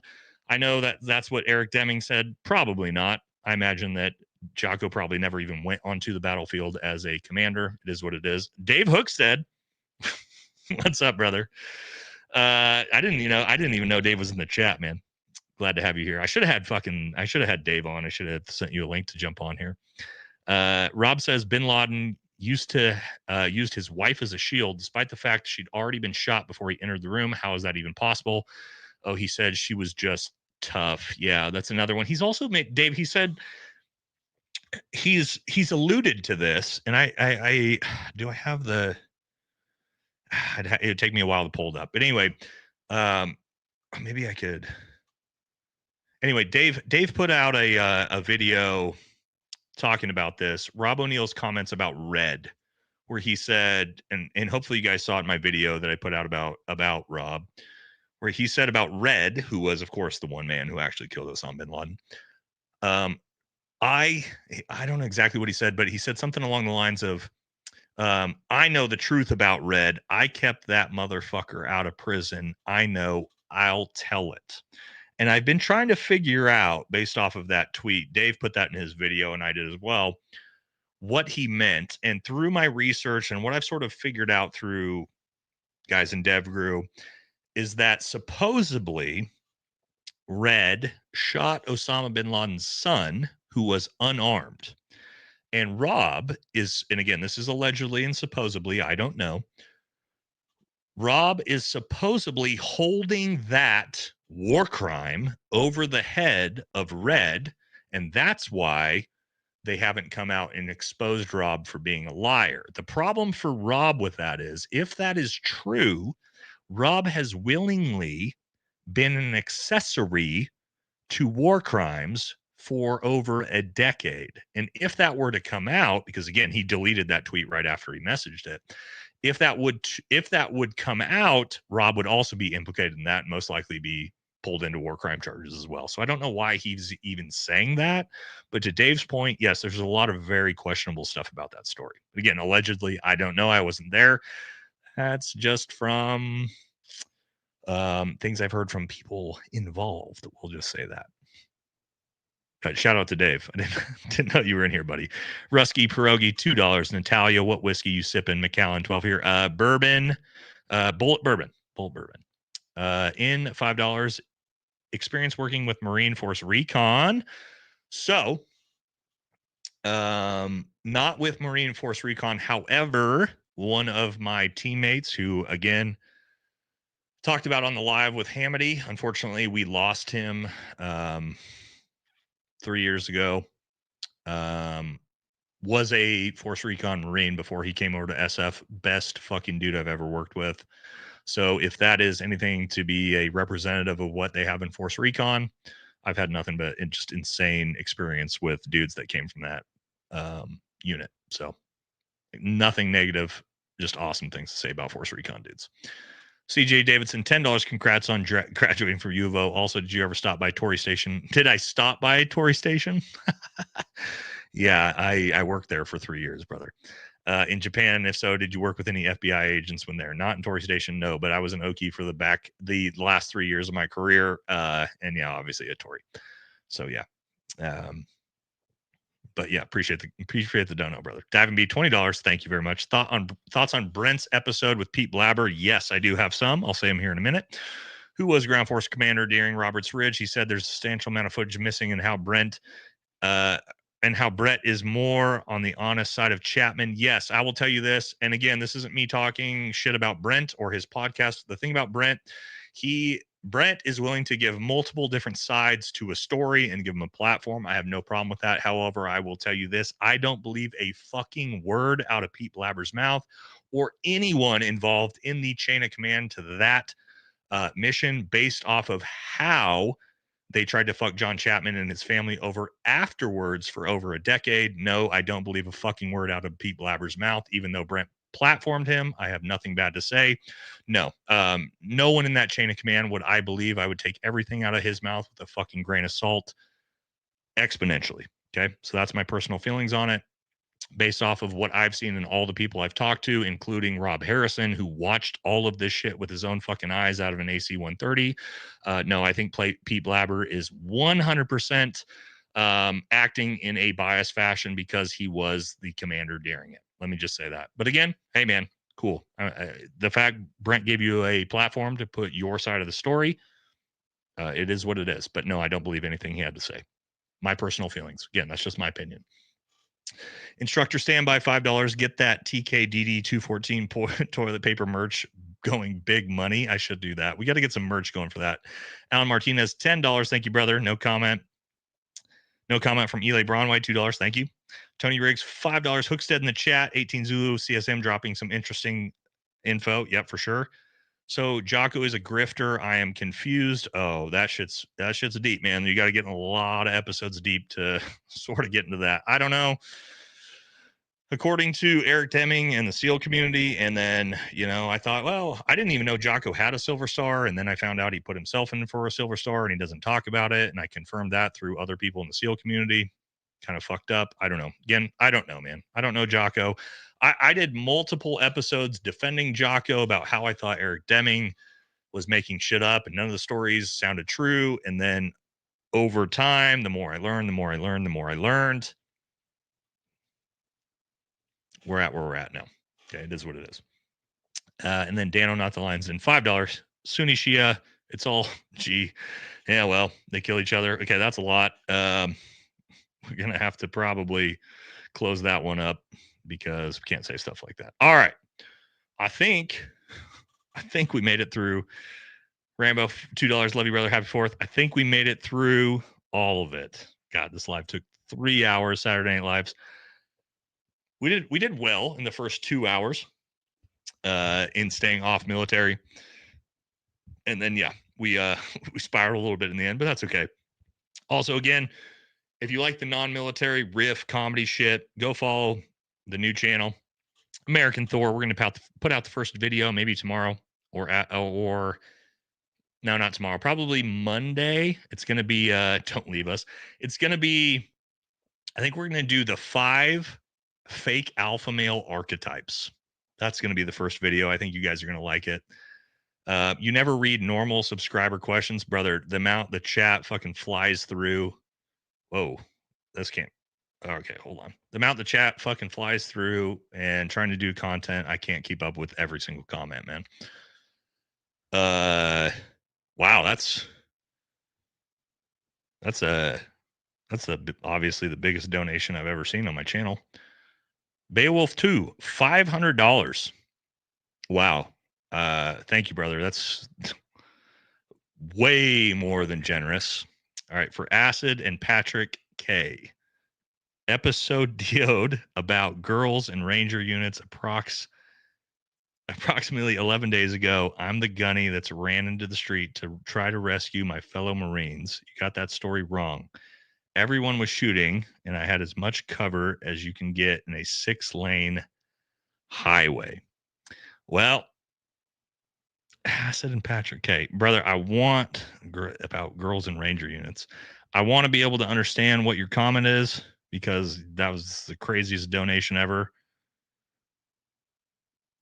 That's nuts. Thank you. I don't know. I don't know exactly what you mean by the story.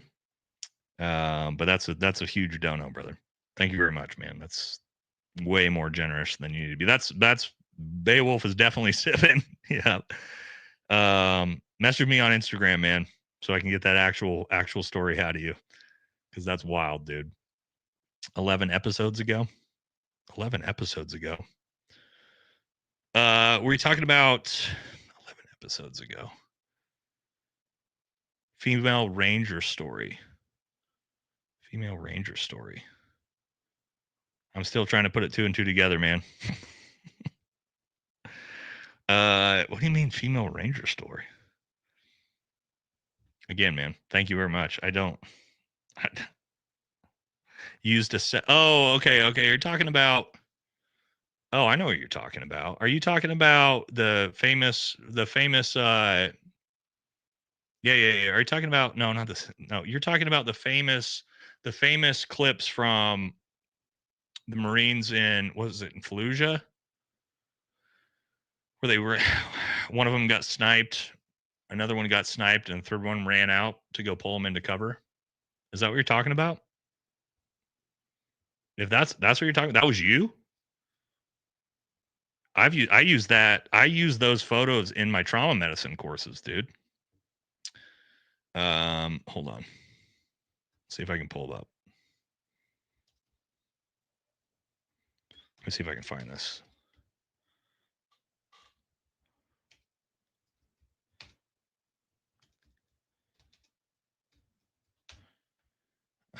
I might be able to find this. If I had I'm not on the right computer, I could have pulled up the pictures. I do know what you're talking about now, though. Yeah, you guys all know what he's talking about, right? This is super famous pictures from Iraq and the global war on terror. And again, I have them on my MacBook laptop. Essentially what happened was, yeah, I think it was Fallujah, if I remember right. Maybe Ramadi. I know exactly. He could let us know. He had a Marine. He got sniped in the middle of the street. One of his teammates ran out to try to help him pull the cover. He gets sniped in the street, and then a third Marine runs out and is trying to save them. What I use that for is I use that for my trauma medicine courses in Care Under Fire, is to teach people about, essentially, you have to eliminate the threat before you can try to run out and save and treat casualties. Not sniped. Well, that's a different story then, because those guys were sniped, right? But anyway, appreciate you, brother. Maybe it was a machine gun. I thought it was a sniper. No, I know you weren't sniped. I'm talking about the 2 guys in that photo, in the famous photo. Message me on Instagram, bro. We can talk about it. If that actually was you, then that would be fucking awesome to have you come on the show to talk about that story, because those are super fucking famous pictures from the global war on terror. All right, keep moving here. Dano, normally I wouldn't support a white man. You're white as shit in your profile picture, Dano. What the hell are you talking about? Like Nate, but here I am supporting. Look at you. You're literally a white dude, Dano. The fuck are you talking about? We can see you, white dude, in your profile picture. It's on the screen. Out of control. Invite the gunny on the call, bro. We're 3 hours and 10 minutes in. We gotta fucking get this thing ended eventually. But if he messaged me on Instagram and we get it confirmed, we could definitely talk about it, because that story's fucking crazy. One of the craziest photos ever from the global war on terror. All right. Well, I think we did it. It's 10 o'clock Pacific time. I don't know what time it is where you guys are. This has been a fucking awesome one. Hold on. Let's maybe do one more pull. Oh, we got to end this one. What was that one earlier? Tim Kennedy's 88% of you guys said you do want a Tim Kennedy Book of Lies Jocko audiobook stream. All right, fuck it. We'll knock that one out sometime next week. All right. Saturday night Unhinged Lives success. Yes or no? Did you guys enjoy? Whoops, not add option. I don't want to add option. How do I get back out of this? Oh, fuck. I'm fucking all this up. All right, we're good. Did you guys enjoy this? Did you guys enjoy the new Saturday Night Live Unhinged drinking streams? It was a great time for me. I fucking love this type of stuff, so I'm glad you guys have stuck around for the entire thing. This was a good one. We're definitely gonna hit these one off. This one's been fun. All right, last couple. Can I get a hell fucking yeah, hell yeah? Drinking with you, bro. Yeah, that's the entire point, man. If you're supposed to be having a couple cocktails alongside me here as we do this. All right, last couple super chats, then we're gonna log off. Oh, we hit that one already. Oh, wait, we got it. Okay, this is the one I missed. Drax, $20. Nothing verified, but while ANS, I made buds with a recon grunt that were at the KBL evac. TK was bringing refugees through the CPs. They hated him because he wasn't vetting them, just grabbing random people causing issues. That is exactly what Brent talked about and is going to do his entire episode on, Drax. So as far as what Brent has said, again, I don't know. I'm not tied into this, but I'm pretty sure Brent's been working on this for months and months to get this on here. So yes. Yeah. That's where we're at. All right. We did it, guys. 3 hours, 10 minutes on the new. I think this was a success. I think we had over 1,000 people in here the entire time, which is fucking crazy for a Saturday night. So I'm wasted and just got on. Fuck me. Yeah, sorry, brother. You got to get on a little bit earlier. Grab him by the kitty. Hell yeah, man. We didn't have Munchkin on here. Munchkin was around here. Yeah, Beowulf, hit me up on Instagram, bro. We can talk about it for sure. I'd love to talk to you, man, if you were actually in that shit, no doubt. All right, guys, that's gonna do it. Unhinged is an understatement. Yeah, what's up, Quay? All right, bring Andy back. Andy Stump. I can fucking I talk to Andy almost every day, man. I'll make Andy come back. You guys want who wants Andy Stump back on the chat? Let's one last poll, because all right, 98% said yes on this one. Hell yeah. One last poll, okay?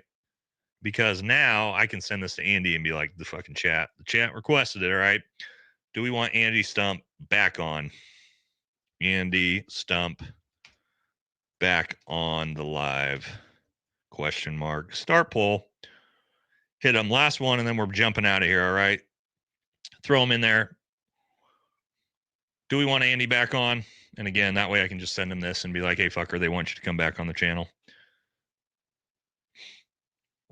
Throw him in. 1 minute. We're going 60 seconds. Throw anything else left in the chat you guys want to throw in there. And then we got to get out of here. My wife's going to kill me. We were supposed to go to the rodeo tonight. I didn't decide. It just worked out this way. We decided to do the live stream instead.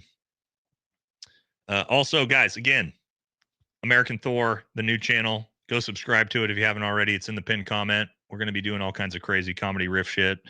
Me and Jameson Travels, we got some shit coming. Next week, me, Uncle Laser, Jared Taylor, we got all kinds of shit coming, guys.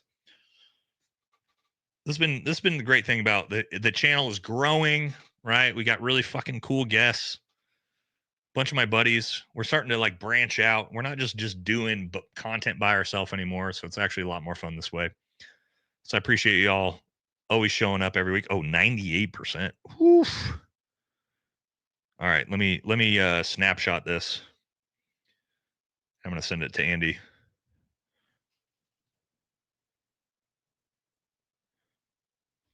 I gotta actually fucking my camera looks like shit. Oh, here we go. All right, back on the live. All right, I'll send that to Andy tomorrow. We'll force Andy's ass to come back on here. Also, I got to get out there and I got to get on Andy's podcast. I fucking love Andy, man. That dude's a fucking great dude. Great dude. All right. I think we did it. We did it, guys. We made it through. Hopefully I got all the super chats. I'm pretty sure I did. Thank you all very much for the donations tonight. Hope you guys had fun. Also, hey, if you follow JD Delay, fucking message that motherfucker and be like, hey, hit up VFT.